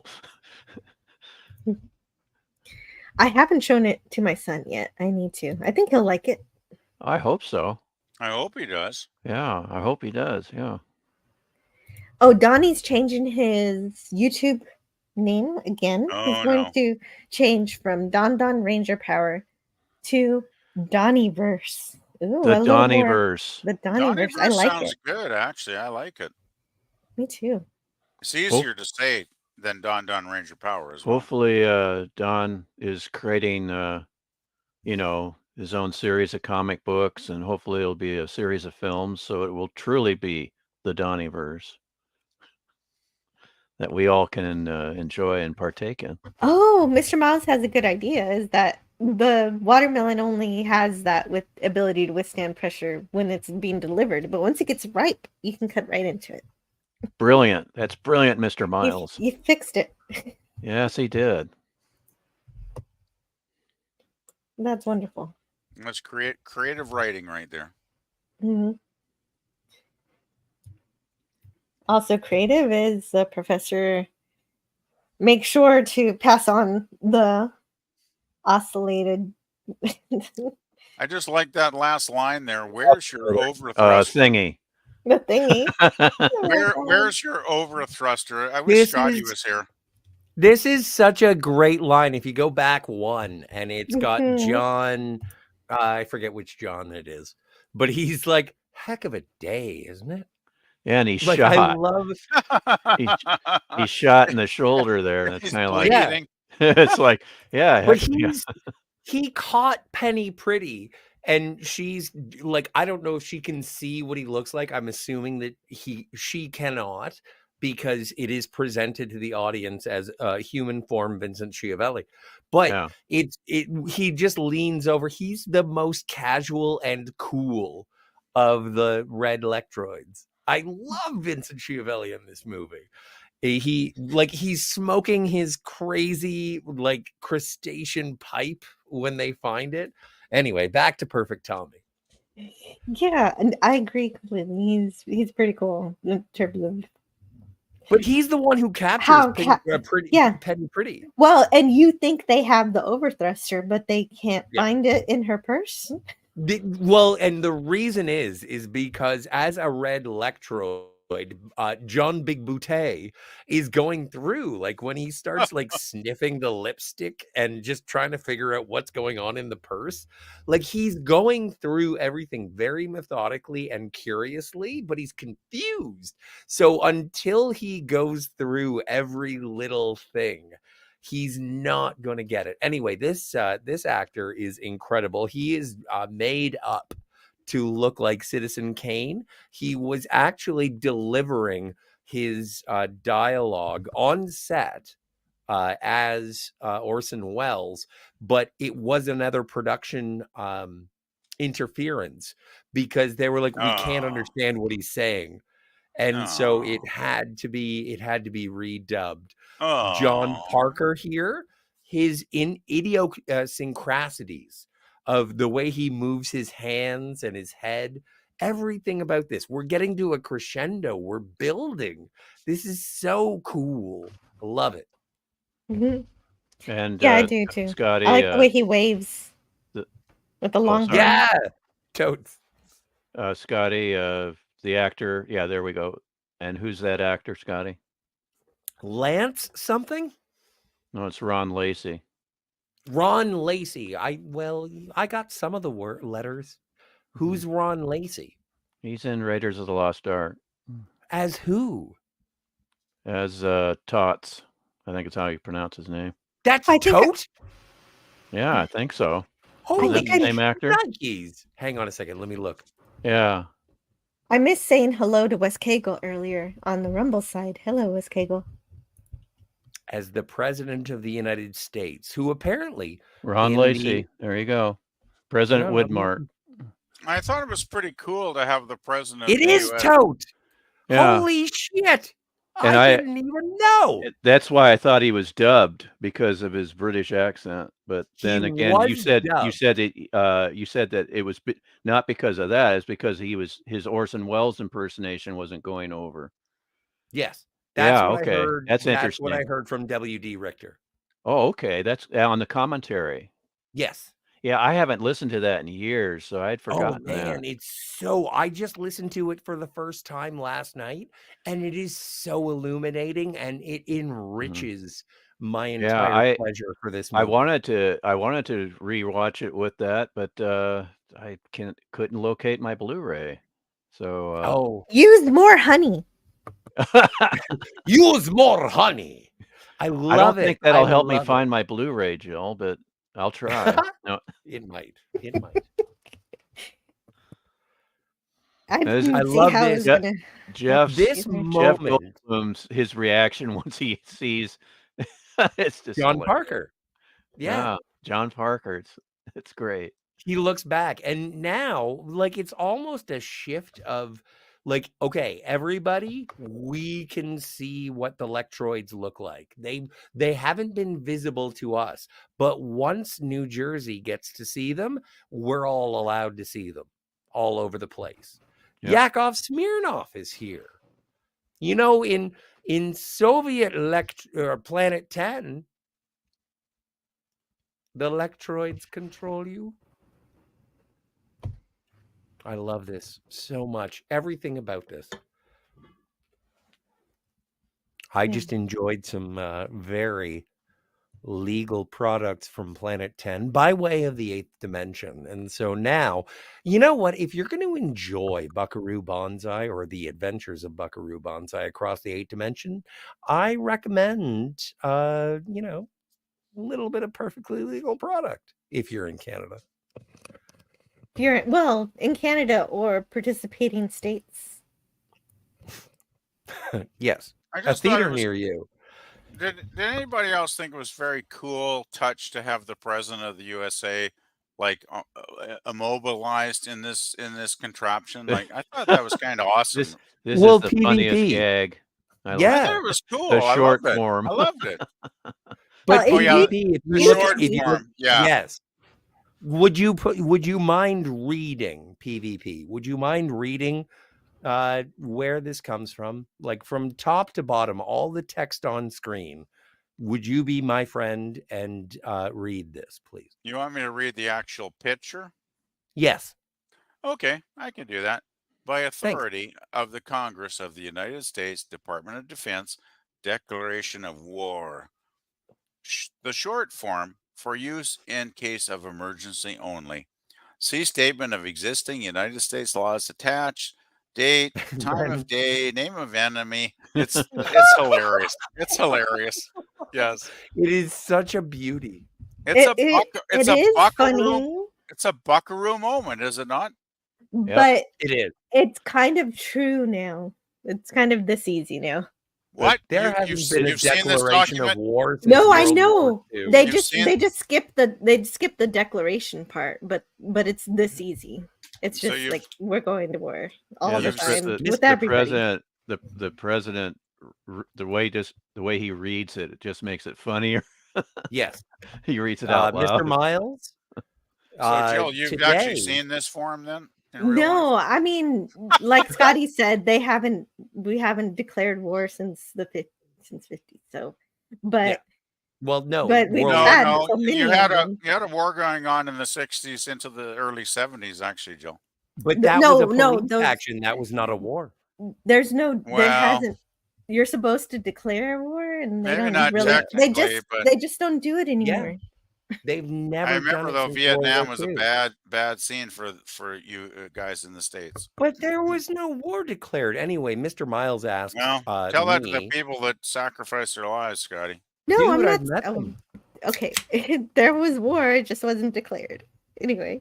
Okay, I get the Mr. Miles point. I get the asks, point. indica or sativa? You know what? If I had been thinking, I would have gone with sativa. But today, I happen to be knee deep in a little bit of indica. This is all right. Great. Oh, are you gonna? Can I do this? Or does Stone Racket want to do the speech? Does anybody? Do you actually want to do this speech? This speech is horrifying. Okay, yes, I do. Sorry about the swear. Well, first let me do that. Girl named John. Named John. A girl named John is not such a shocking thing anymore. I'm sure in the miserable annals of the earth, you will be duly enshrined. Oh, anyway. Come on. You really want to read this speech? Yes. If it's not too much trouble, like it's going to annoy a lot of your listeners. It annoys me, but as long as we have the context. Well, we are talking. It's going to be one of the few occasions that I can do a John Orphan. Orphan. All right. It's coming in, but you have to read. You have to read the stage direction as well. Okay. I'm fine with that. Okay. Okay, because that provides the I'm still not context turning so on my people camera, know. no matter how much you ask. Okay. Okay, hold on. I'm not ready. Hold on. No, I know. We're gonna wait. You know what? Ba-da-da-da-da-da-da-da. Okay. Now we're ready. There we Are go. we ready? We got the whole thing? Yes. Eventually, someday. Maybe. I Never. sing Escape or Die. Allow me. Can you get a little Dr. Lizardo on the Yeah. screen? Yeah. For sure. Uptown Girl. No, not that one. Oh, which one? There you go. And free all trapped comrades. Anyway, pardon me. Interior of the plant. Dr. Lizardo is on a high platform, haranguing the red electroids.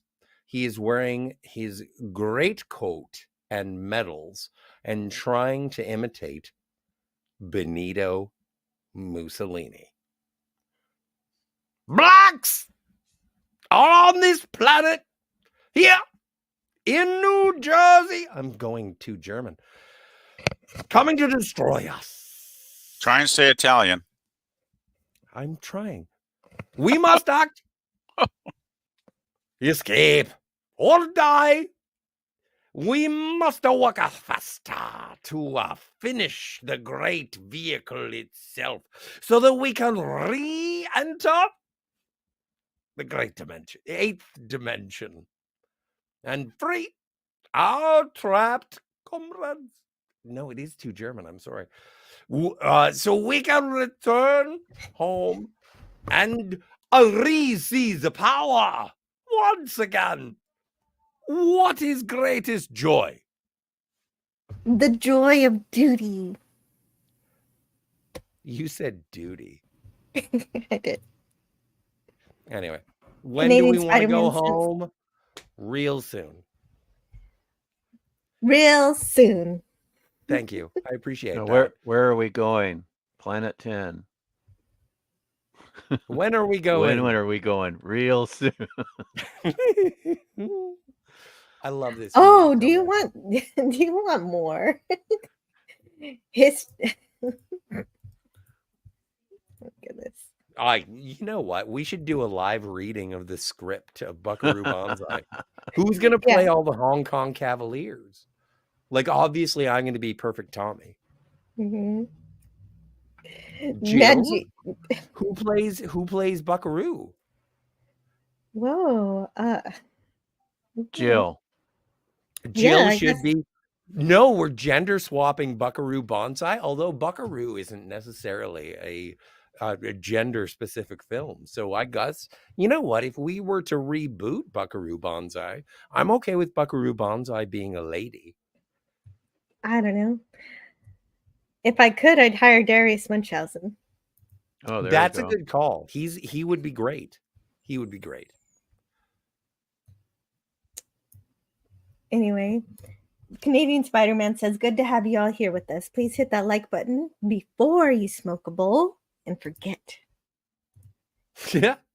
Thanks, chat. Yeah, I hit the like or the thumbs up. I was number 8.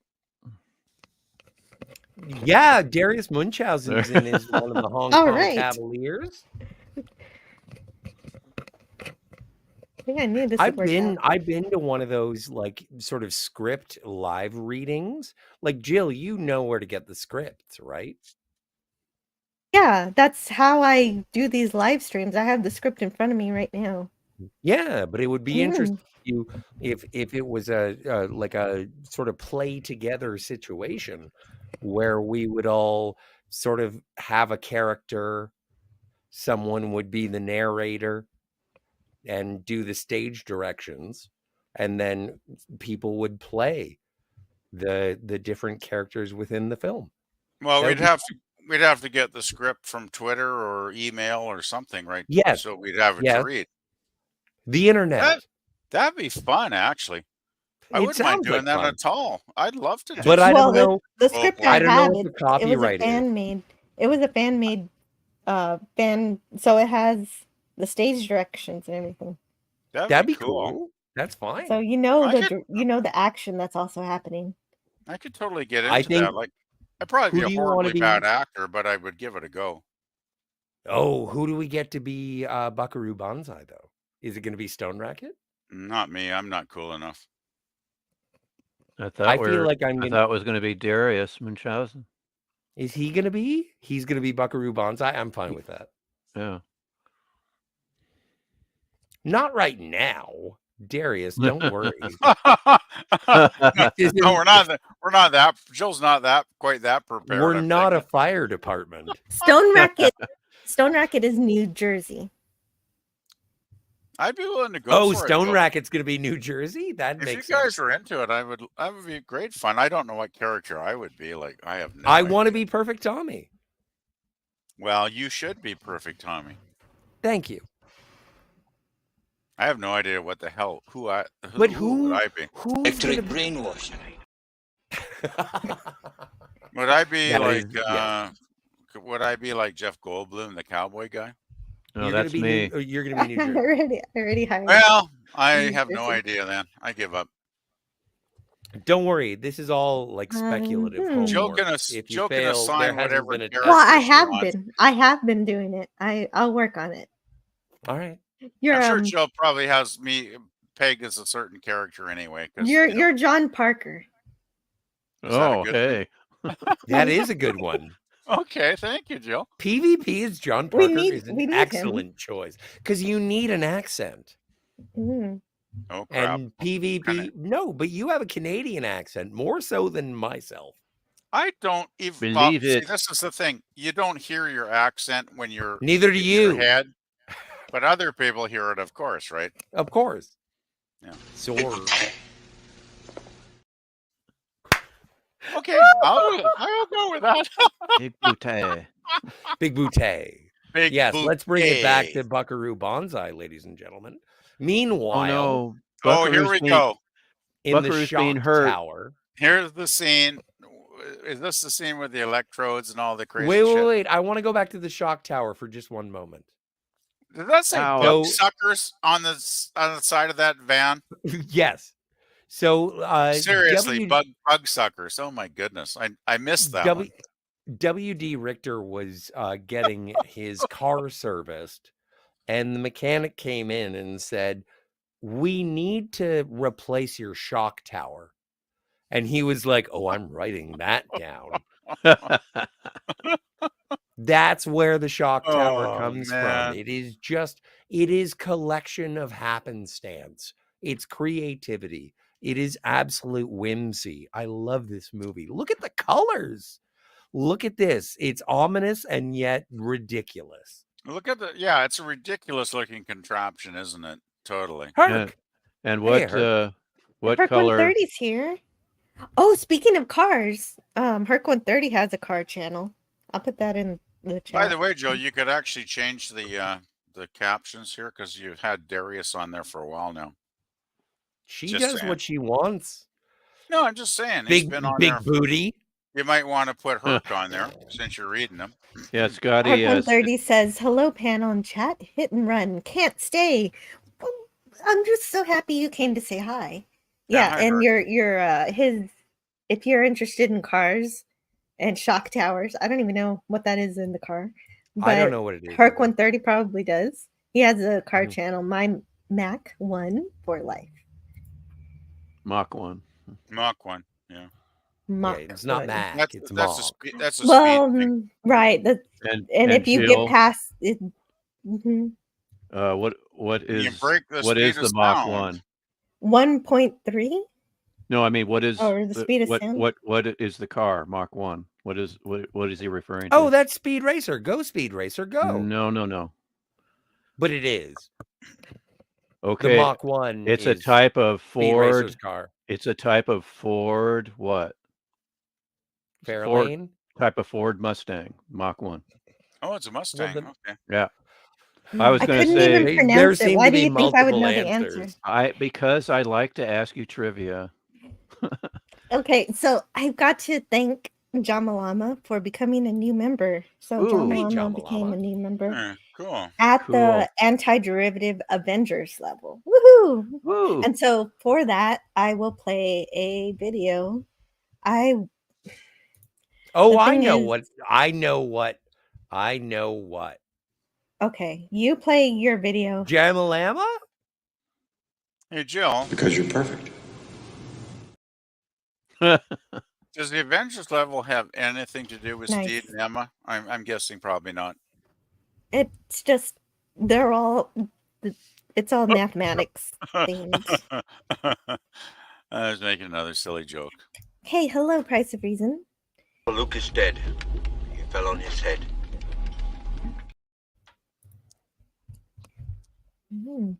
I just found the clip. I'm sorry. Now I'm clicking it like a jukebox. Please do.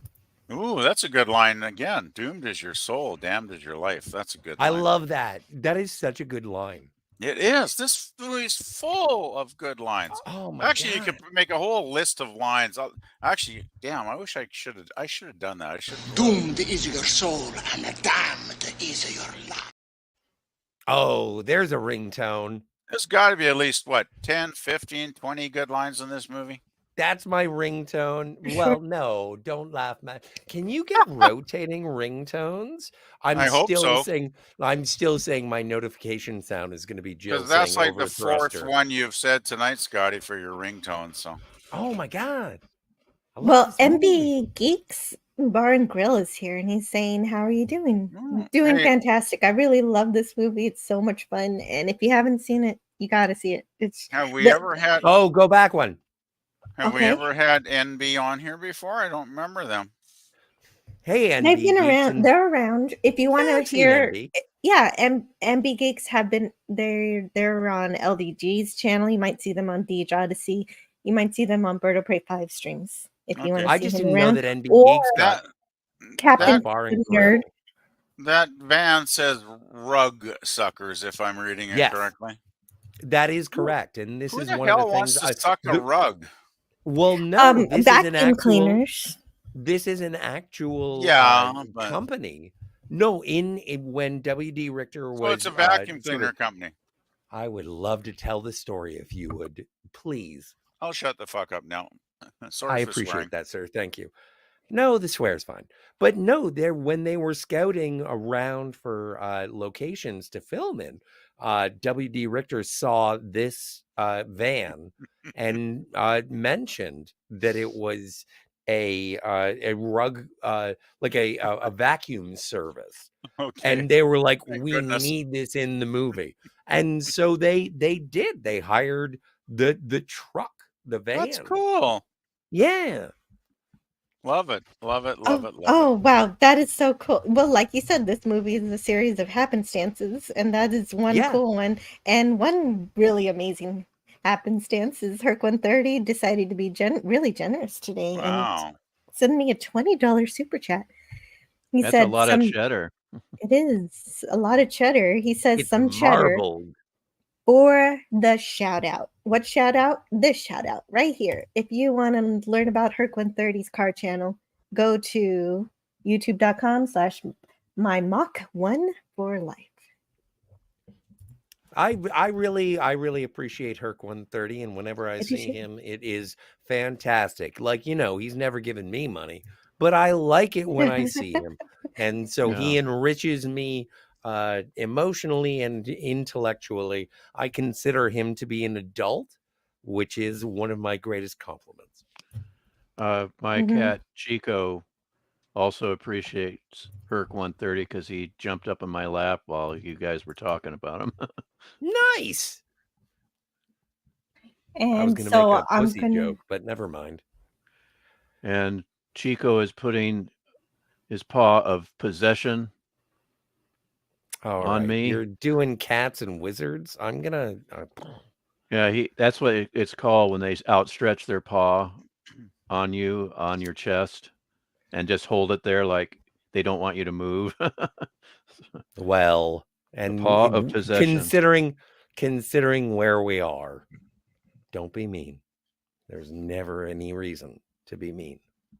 Yeah, Scotty. Words to live by. Lockjaws from Planet 10 by way of the 8th dimension. Wait a minute. I'm so confused. What? No, I like that mashup. That was good. Can we see that? Can we see that again, please, Joe? No, we can't. I was looking for a random video, and I'm trying to incorporate some of the videos that I have. You played. I'm trying to long time. incorporate some of the videos that I have on my computer Oh. that I don't have in my StreamYard, because StreamYard only lets you have 100 videos. But I have with the movie. Is it? I over? have Mirror so is many my videos. favorite. Number one Star Trek for me. And the cat's away. Yeah. Go Uhura. That was her best episode in Star Trek, don't you think, guys? Uhura was awesome in that episode. Like, No, but you're right. She kicked butt. Like, she just kicked butt. Not Hawaiian kind of monkey boy. Boy. Well, I had to Hawaii be distracted because Herc 130 sent Oh, super chat. I man. had to find a video. No, Yeah. I know.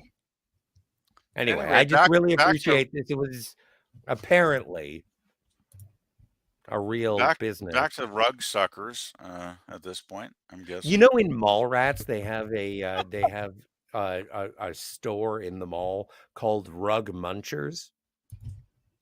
What the hell's a rug muncher? A lesbian, same as a rug sucker. Okay, I knew you might get It's the a- reference, it's a- Scotty. You just did. Wait, Jill, this is amazing. When they are in the Lectroid in Yo-Yo Dine Industries and they're using Yeah. the computer playback, there is a moment when John Orphan. Horfin, he Worfin. punches something into the computer. Shut up, I've been drinking. He Orphan. punches something into the Horfin. Orphan. It's Warfin. It's like orphan with an War. H at the start. No. Fin. It's how it's pronounced in the film. That's canon. Horfin. Orphan. All right, just okay. Scotty, this is like Oogle for Scotty. It doesn't matter what the real thing is. He's going to pronounce it incorrectly. So go for it. Oh, Lord. Aluminium. So anyway, Aluminum. You mean there is aluminum? a point. Oh my stars, you people! Sorry, I will stop. But I'll there just is a shut up. point. It's where- Warfin time.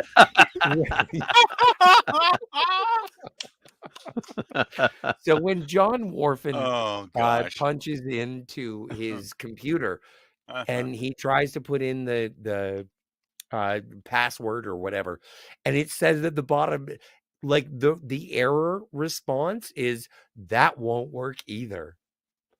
It is That's a one good of the funniest things that I had seen in so long. Like, this is the first time that I noticed it, but there are like sort of jokes in this on-screen 1984 computer display.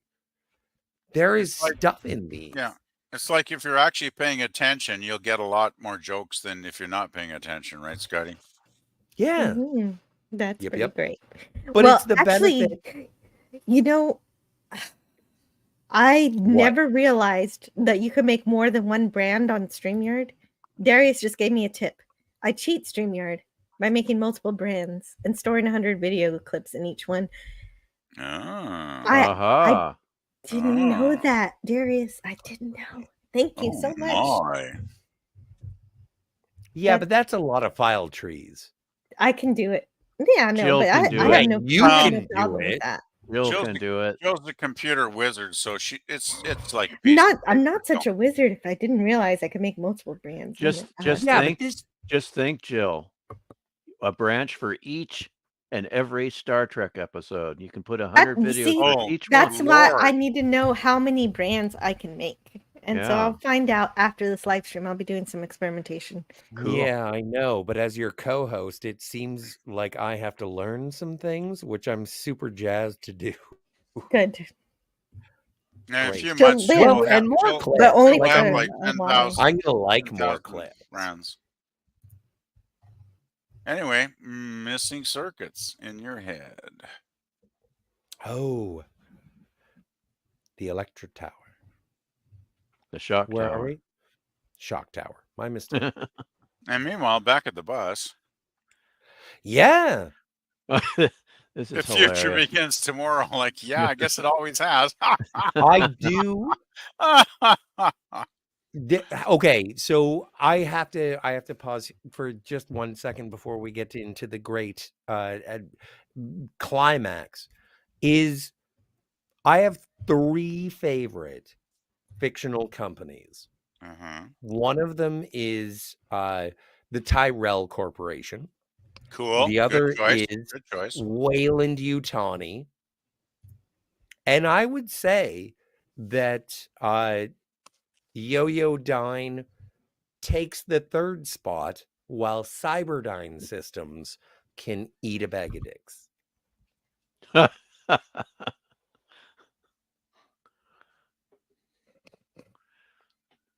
So saith the Scotty.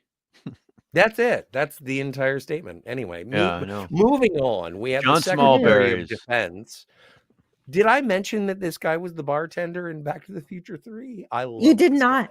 You did not mention that. He's the bartender in Back to the Future 3. Smallberries? Smallberries. Yeah. Well, I'm glad he got more work. The guy, Scooter's dad, I told you he was in Clue. Scooter was eventually an astronaut, and he found Planet X. In what movie? Oh, no, in reality. Oh, he's a real astronaut. Secret. Yes. Wait a minute. It's Scooter. Oh. He was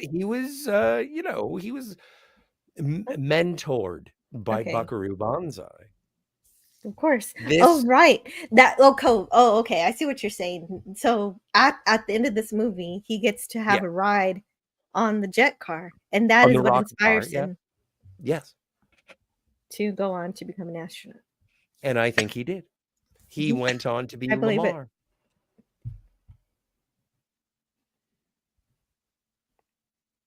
I like, you know what? One of the things that I like is that Reno gets shot, and through the rest of the film, he still suffers from that injury. Whereas most movies, if you get shot, like 12 minutes later, someone puts a bandage on your arm and you're like, I can run, I can do chin-ups. So I do appreciate the continuity of injury. I can't do chin-ups now, and I've never been shot. What if I shoot you? Will you be able to do them? Well, if you got a plane ticket and travel 3,000 this miles, is the part I'm not going to fly over to shoot you. Well, the red Lectroids know that the Hong Kong Cavaliers are there now, so the fighting starts here. Oh, well, and there's an interesting. Yeah, it is. It's an interesting transition because there has been a differentiation between when humans can see what Lectroids look like or when they can't. And so it does flip-flop throughout the film. And it's almost an audience perception participation. And so at this point, they are running around, but they're not using their psychic manipulation or electric brainwash because they're too surprised. And so they're just running around. They're too busy to incognito themselves. And so they've been thrown off guard, and that works. The element of surprise is so helpful in this part of the movie, for sure. Buckaroo knows what he's doing. Nobody comes in here. Secret. This is when that old white man gets assaulted by the young black boy. Well, not yet, but he does. But it's because Scooter is protecting Buckaroo's the oscillation overthrow. The stuff. Yeah, dude, Scooter he's doing his job. I love this movie so much because everyone's doing their job and they're so cooperative. This is an interesting scene because apparently it's a looped line. And you know what? Just watch the audio commentary. But there was a moment between Jeff Goldblum and Peter Weller, and it was like, "Where are we?" And Peter Weller says on set, and you can see it. Did anybody He notice says, that "I last don't line? know." No, and so, but then they looped it to say, "I'd hate to tell you," because again, it's a production interference where it was like any hero who is asked a direct question That should line. never not know. That's a great line again. Which question did they ask?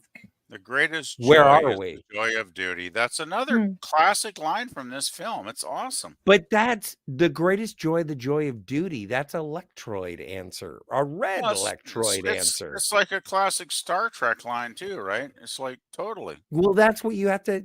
The greatest joy is the joy of duty. Sounds like some commie gobbledygook to me. It sounds It like sounds the like Federation. Sounds like no, the actually, Federation to to me me. it sounds like the Borg. No, I could Yeah. say Kirk. I could say I think Kirk lives by that line because that's all his life is duty to the ship and his crew, right? And that's the joy It's an in his interesting. life. It is interesting. It's an interesting statement, but I would like to say that in the context of this film, like the movie that we're watching right now or critiquing right now, is that sentiment was provided by the Electroids. Oh yeah, I'm taking it out of context. They're the bad I guys. totally get that, but I could see Kirk living by that moral, so to speak. I think that if Kirk was told that the greatest joy is the joy of duty, he would have said something different. Sorry, I stepped away for a minute. I just think I was just think stabbing. Kirk puts his duty as a captain above everything else. I mean, because the guy doesn't really have much of a personal life. I mean, he's kissing space babes every couple episodes.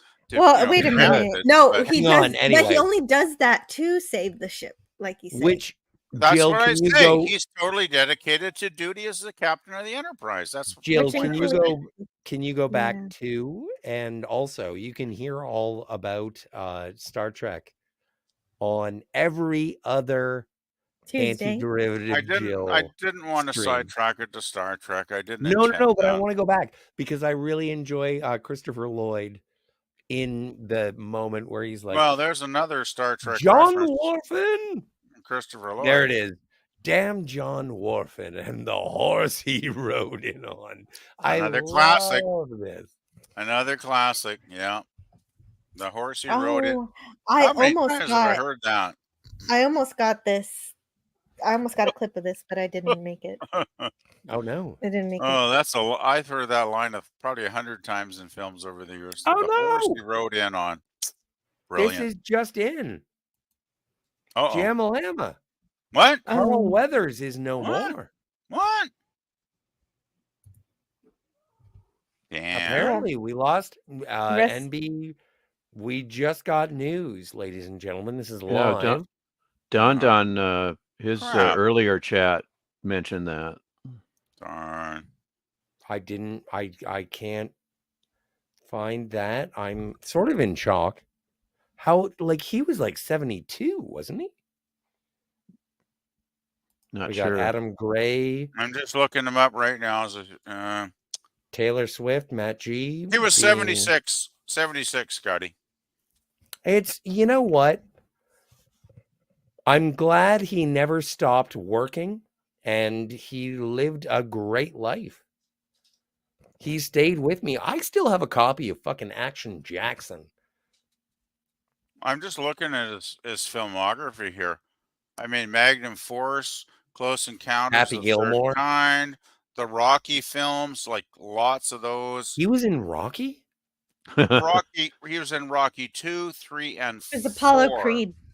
He was in the first one, from what I understand, as well. It's not listed here, and he was in Predator.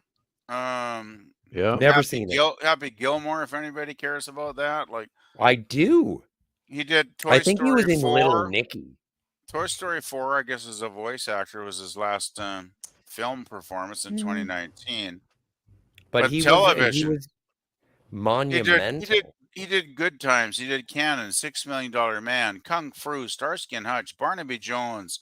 I mean, wow, this guy has got a career. Well, he's a legend for a reason. I'm just looking at this. It's like Magnum PI. It's like, wow. You know who's better than Carl Weathers? Well, I'm sure you'll share. Buckaroo Banzai.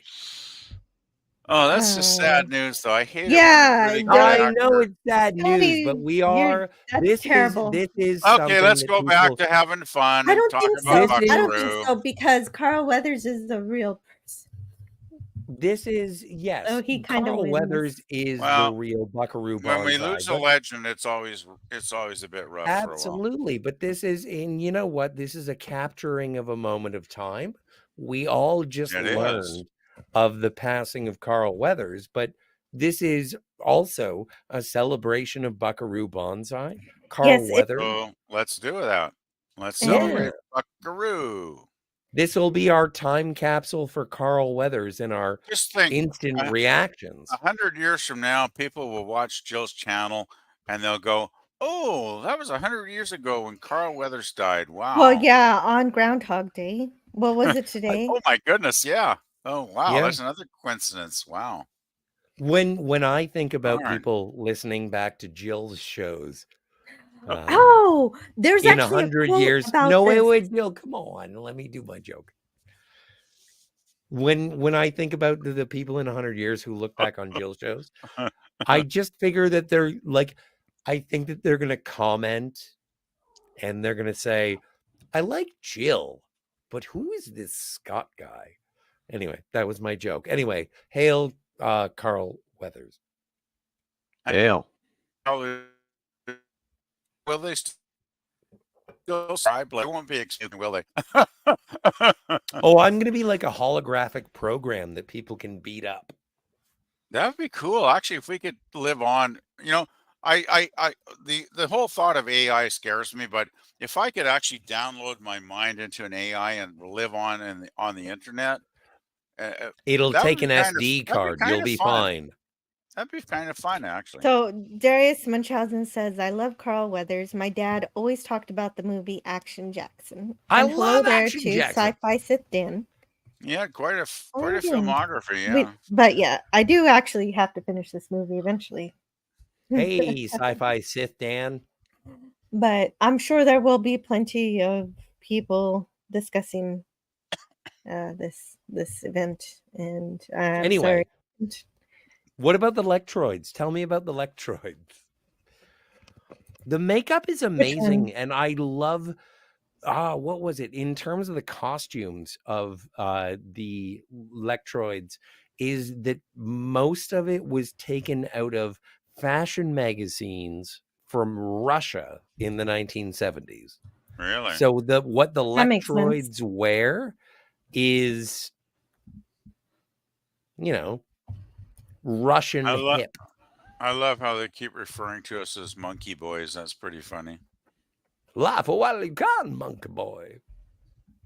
I thought it weird though, like the aliens, they're in these high quality suits, and yet they totally look alien. But I guess when people see them, they don't perceive them as aliens.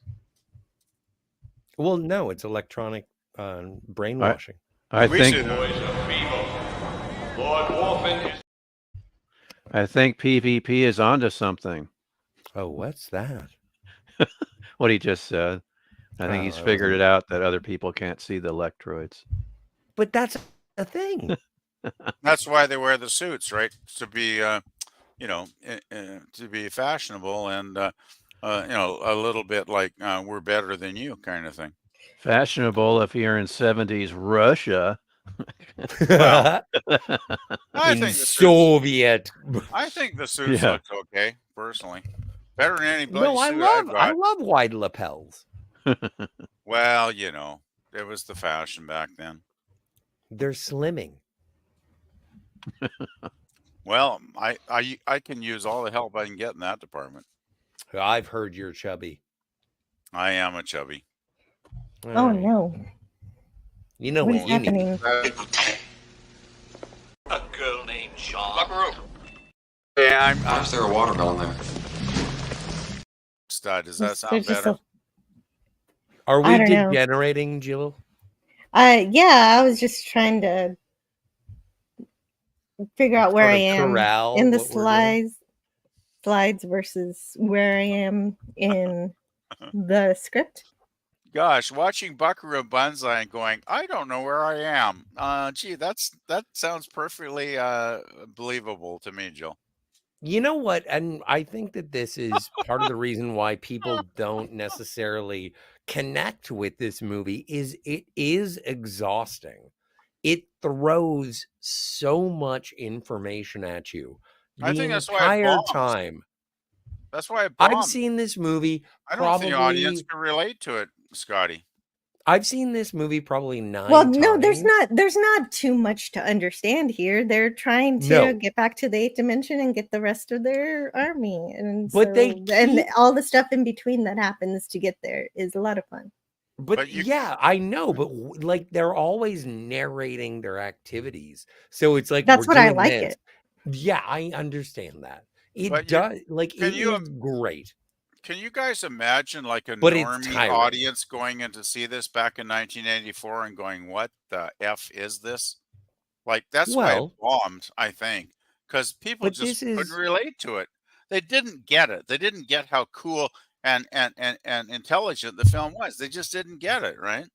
Well, but this is one of the things that I appreciate about far out media is that when Stone Racket, who said like he saw it when it came out, right? He was a normie before he saw it. And then when he got out of it, he wasn't. Well, this is the great part of the movie, really, because this is the part where the Red Lectroids kind of have a battle for Endor? dominance, sort of, because Buche is kind of sick of Worfin's shit. And Worfin makes O'Connor the second in command. And so, and they have the ongoing joke of where Worfin cannot pronounce Buche's name. I'm going to have to. He calls him Booty. I'm going to have to disagree with what Scotty said. Oh no! I didn't see this movie as a normie. I saw Star Trek when it first premiered as a normie, and after experiencing Star Trek, I was a nerd. Apologize for the assumption. But you can understand why, like, you seeing this in a theater and like this must have changed like some of your perceptions. No, it didn't at all. No, I got this movie. My friends got this movie. We just enjoyed odd, popular culture. Okay. I'm just wondering. Yeah, we really enjoyed it. I saw this 3 times in the theater. I'm just We wondering. quoted lines and Oh, then you were not a normie. No, I mean I saw Star Wars when it premiered. I wasn't a normie then either. I've heard of it. Just wondering if, when Stone Racket, when you saw this in the theater 3 times, what were most of the audience? What was their reactions? There wasn't it wasn't a packed theater, but the people that saw it. Now the one thing I can't remember is how I heard about this movie, and the only thing I can think of was probably Starlog magazine. Oh, I love that magazine. Or an advertisement, and it just this looks like a sci-fi I fun used to movie. have all those. I used to have lots of Starlogs. And so me and my friends, we would gravitate towards sci-fi and fantasy films, and that's what led me to this. And Get away from that car, or I'll drink your blood. I love Scooter. No, I didn't say that. No, Scooter said that. Yeah, I know. Scooter But, that sounds like anyway. a line of a Dracula movie or something. Oh well, son, you that ain't real. Dracula, 1975. M14 is the vampire. You're the vampire. See, John O'Connor, pretty close to John Connor. I think that was definitely a Terminator reference there. I disagree, but good guess. No, I think that was the same year, wasn't it? 84 when Terminator 2 came out. But there would have been no cross promotion or awareness of the I just think other. it could have been like an in joke, Scotty, is what I'm saying. I don't think it was. Well, And I think that's really fun is they really take the time to think about what would be completely alien and having to use your feet to manipulate the controls. That's weird. I love it. Butte. I love how Butte. Emilio Lizardo is Shut up or I'll wearing. shoot you. But the toe rings. I love the toe rings. Oh, God. Seriously, the controls with the toes. And I just made a rhyme. Oh, crap. Yeah, and yeah, that just shows how alien the ships are, and I think it's fun. I didn't really pay attention to the toe rings, though. I don't want to drive That's anything with true. my toes. It's just me. I don't have like I'm No, not me neither. Tarantino. I'm not a Electroid. Well, no, they had socks on. That's cool looking there. No. Yeah. Emilio Or did toes, I not. guess. I usually keep my But socks they on. mess up their overthruster, and so instead of passing through the 8th dimension, they break through the wall, and yeah. Yeah, right. They're John still in New Parker Jersey. and Buckaroo have apparently stowed away upon the, I don't know, Thermopod. thermopod. Is that what it's called? Really? Yeah, it's a thermopod. Nice. So the 8th dimension is very different than New Jersey, then, I'm guessing, in this film. Correct.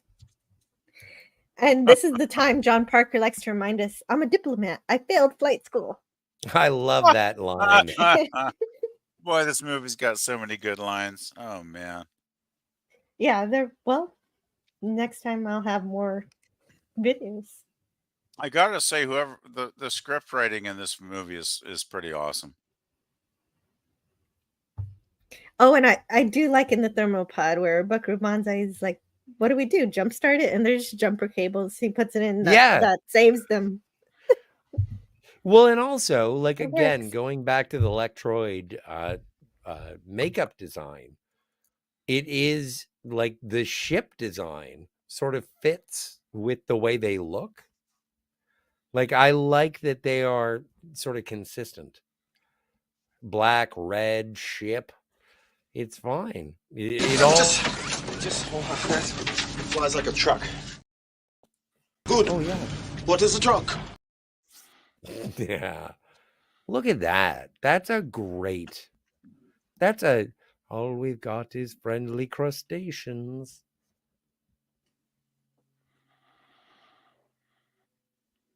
It's a very bad design. Yeah.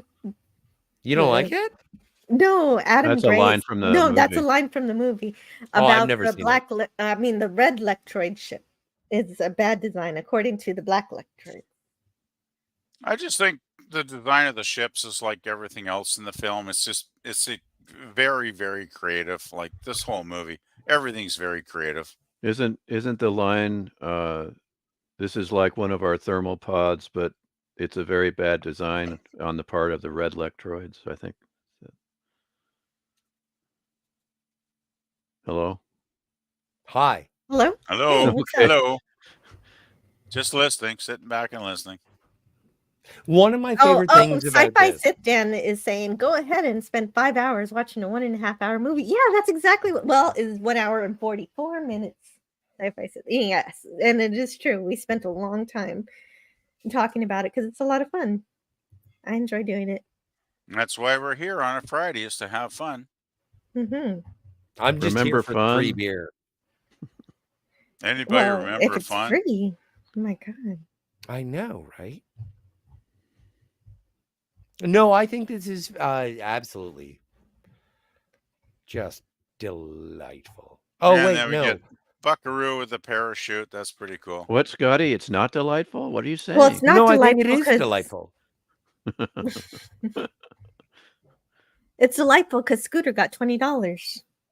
Yeah. Inflation Stole it. with inflation, $60. No, he earned it. No, he stole it. He stole it, but he earned it. Well, he was Young being offered. black man with gun steals. He was being offered. $20 He was from the being offered Secretary of $20, Defense. and he snatched it at the last second. So I thought it was adorable because, yeah. Capricious youth. I was fine with it. No, here we go. This is a great scene. Oh yeah. Tell him yes on one and no on two. And it's too Is bad the everything guy with okay? the control panel doesn't know how to count, but oh well. Well, it's kind of a high tense situation, PvP. Well, I just hope they didn't nuke Russia because that would be bad. It would Nah, be. they had to wait. I don't think they would have been marching at the end if that had happened. How do you, Jill, how do you feel about the sort of Sleeping Beauty's kiss with the electroid electricity? How do you feel about the resurrection? It made me wonder just how long she'd been dead, and if it had only been a couple minutes, then it makes sense. Then it's possible that it would work a lot like the paddles would work, and so I'm fine with it if that's the case. But if she's been dead for an hour, it makes no sense. So not knowing how long she's been dead, I can buy it. What if she was dead for an hour? No, then she'd it would be she'd be ridiculous. brain She'd be dead, brain yeah. dead. Yeah. She wasn't dead. I would like to go back one. Just one. No, there you go. So here's how big I feel deal. about the ending of the movie. So what? Big deal. Yeah, Penny didn't die. It was the I it was actually- it was a faulty diagnosis. I So really she was like okay. I like the kiss with the electric spark because I thought, well, that's what Yeah. a good kiss I should thought that be. was fun. It should be like electricity, right? Like not literally, but metaphorically. Really? But New Jersey is a surgeon. You think he'd really misdiagnose a death? Yes. Okay. Well, no, but it was the That's electricity. Stone Well, Racket's it's that's Stone Racket's Buckaroo. head cannon. It's Buckaroo Banzai, so I don't take any of it too seriously. Come on. What?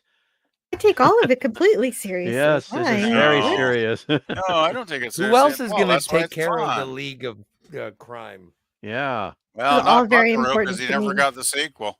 Oh, Jamalama's got to run. See you soon. Okay, Adam, but I'll see you in a few hours. Don't trip or fall. Just run carefully. So the very, very first time I watched this movie, this was just so ridiculous to me. I couldn't stop laughing. good. I was This is so good. hysterical. You thought this music video was amazing? Yeah, I thought it was amazing, and it amused me in every way. It's a great movie. It really is. All right, I'm going to be back in just 2 shakes of a lamb's tail, but I do Okay. want to talk about this. You go call a bus. I still Alright. think he looks like Guy Pearce.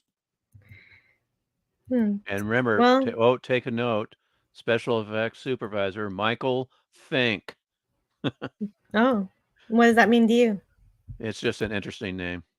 Okay, I thought you You knew can just something go, about hey, Michael Fink. you know the special effects in Buckaroo Banzai? Well, it was headed by a Fink. Now, this is an interesting misspelling.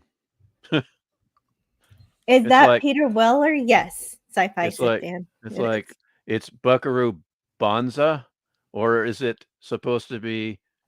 It looks like that's not supposed to be there. I got to 650 subscribers though the other day. I went Yay. back down to 649 though.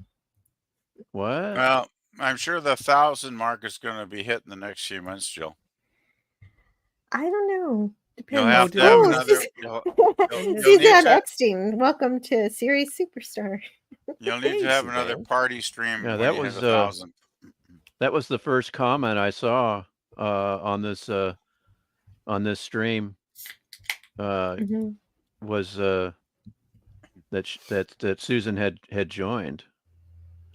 Yeah. Membership. Yeah, right. I think. I- I think she joined earlier. I think. Yeah. And I have to update my member video to reflect that change. It is so fantastic that everyone sort of comes and hangs out and talks to you, because you're an amazing host. You're an amazing. This is a great channel, Jill. I can't thank you enough for what you do. You hold this together, and you're the best. And Thank you. Well, I think you are a blue blaze irregular.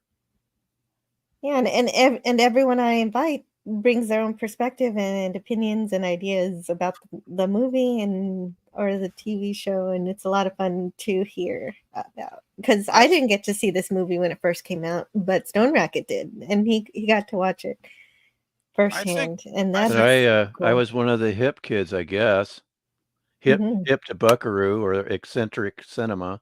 I think that's how I actually discovered this whole community. It was through Jill's channel. I think Jill might have been the first channel I started watching. Like, I can't remember because it's been at least a year and a half ago. I can't believe how much time has flown by.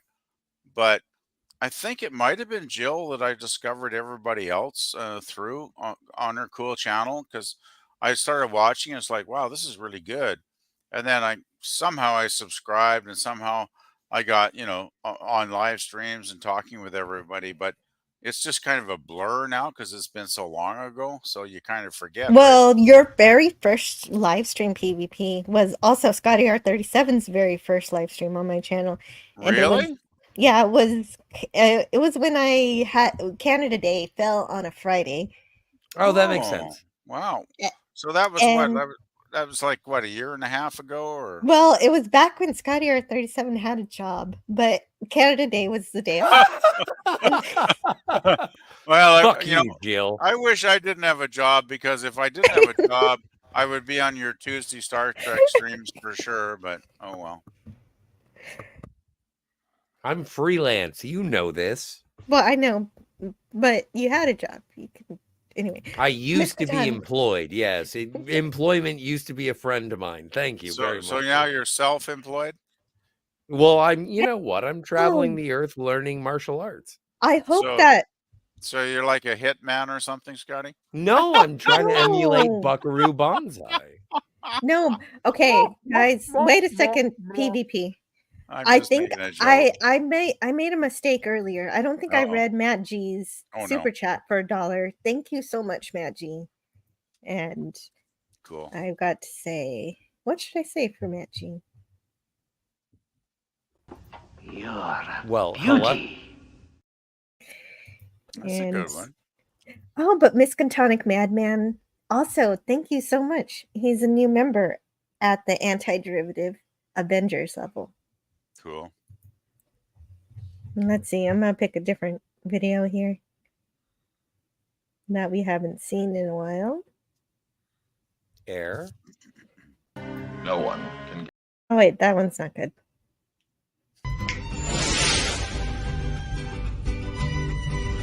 I don't need your fantasy women. Reminds me of Picard season 2. Thank you. Why? That was the next generation. Yeah, but Q's in Picard season 2. I gotta say, I got really tired of Q really fast. Like they overused him too much. Where did you sort of? So are we done with Buckaroo Banzai? We are finished with Buckaroo. Well, I mean, unless you have some final thoughts about the movie, we don't necessarily rate these. I don't really rate stuff on Fridays. I just like to enjoy it. No. But if you have anything to say about Buckaroo, this is I do have final thoughts on the adventures of Buckaroo Banzai across the 8th dimension. Is that this is a movie that was legendary to me, and when I finally saw it, I didn't understand the legend. And then I revisited it when I was older. And I was like, I love the legend of this movie. And then when I started investigating the movie itself, like the people who made it were like, oh no, we're making this a legend. So I know it's a fictional legend. And I want to perpetuate the legend that is Buckaroo Banzai. If no one sees it, that's great. If no one likes it, even better. I'm cooler than you.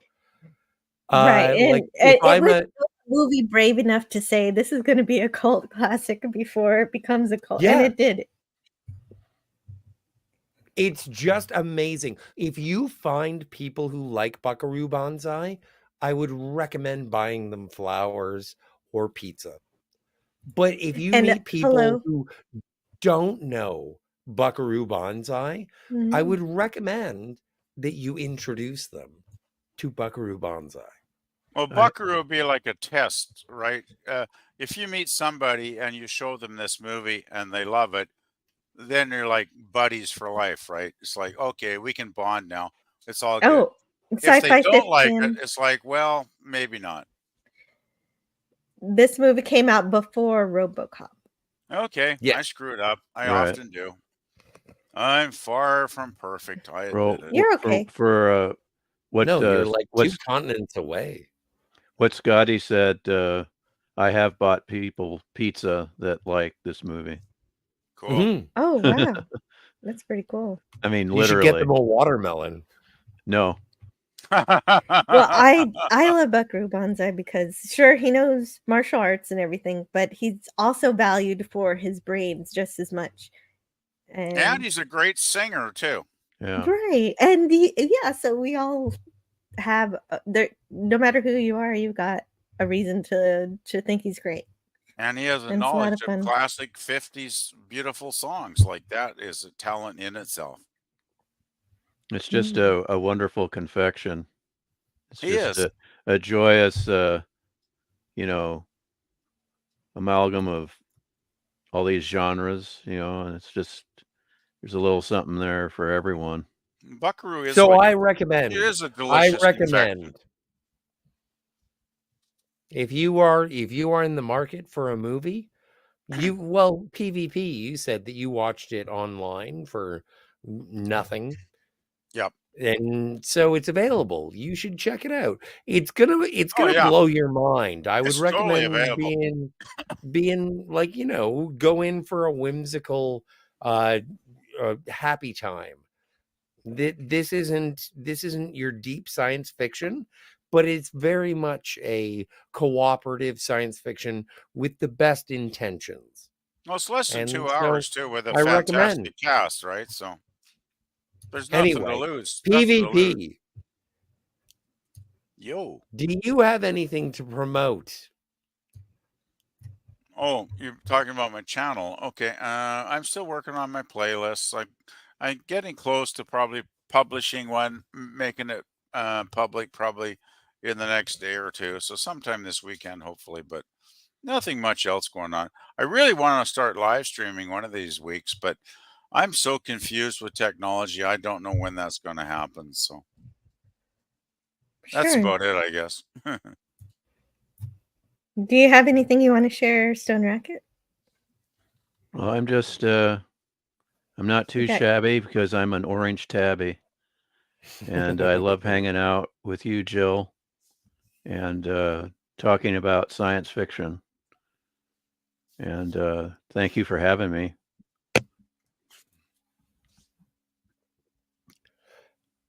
I'm all around scallywag. Follow me on X at Scotty R37, and also the Phantasmagorium. We've been covering all things Fargo. Me and Kat have been doing just incredible work. And then also, if you'd like to hang out with Jill, I usually hang out with her too. Chill with Jill. Well, that's your job. I'm usually more rambunctious. Well, and speaking of which, there's going to be a membership stream on I'm next not a Wednesday. member. Well, in that case, you'll be there though for Tuesday for Let That Be Your Last Battlefield. Yeah, the racist episode. So Yeah, so the, I'm going to play the trailer for that as we head out. Can't wait. Yeah, the episode with sledgehammer symbolism. but I It's forgot to play I one of my I clips. I like that I want to episode see though. Way to Eden. I want Way to Eden. Nobody wants. I'll see you in hell! That's my how I God. feel when I gotta watch Way to Eden. I feel like I am in hell when I watch that episode. Thank you, John Horfin. Yeah, so I do have to update my membership video. So Suzanne Eckstein's not on this one, or obviously not Miskatonic Madman because he just joined. And so I'll be updating that this weekend. And Does but for anybody now, think? Does anybody think the makeup in Last Battlefield is pretty awesome? Like I've always loved it. yeah. Can you imagine how many And we'll be hours it took to put that makeup on those guys? Like, wow. well, do you want to see it? Let's see the makeup. Yeah. Everybody have a wonderful Friday. I'll talk to you too, guys Jill. later. Bye. See you later, Jill. bye-bye, Jill. Bye, everybody.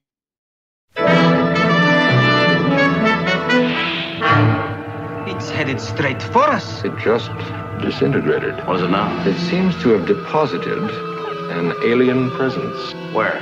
Right here, Captain. This ship is now under my direction. I will not return to Sharon with him, to a land of murdering oppressors. He's a liar. Herded us together like cattle and then sold us as slaves. Beale, you keep this up and you'll never get to Sharon with your prisoner. This will be your final battlefield. Your 50,000 years of pursuit will have been wasted. I am captain of the ship, and it will follow whatever course I set for it, or I will order its destruction. You're bluffing. Computer, destruct sequence 1A. Destruct sequence completed and engaged. Kill him! 6, 5, 4, 3, 2, 1. Learn all that is learnable. And the ways our differences combine to create meaning and beauty. It has always been easier to destroy than to create. Well, now you have something new to think about. Carry on. Awesome stuff.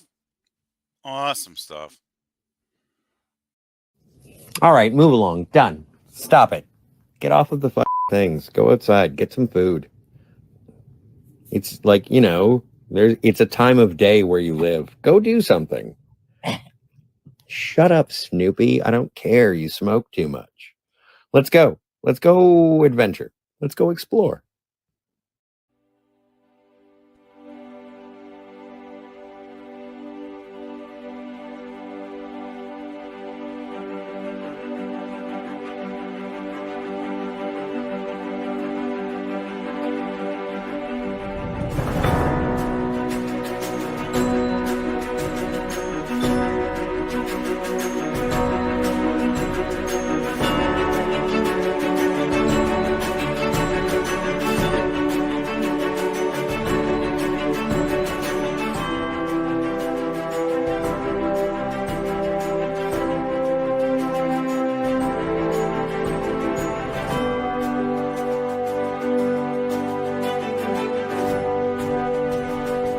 No matter where you go,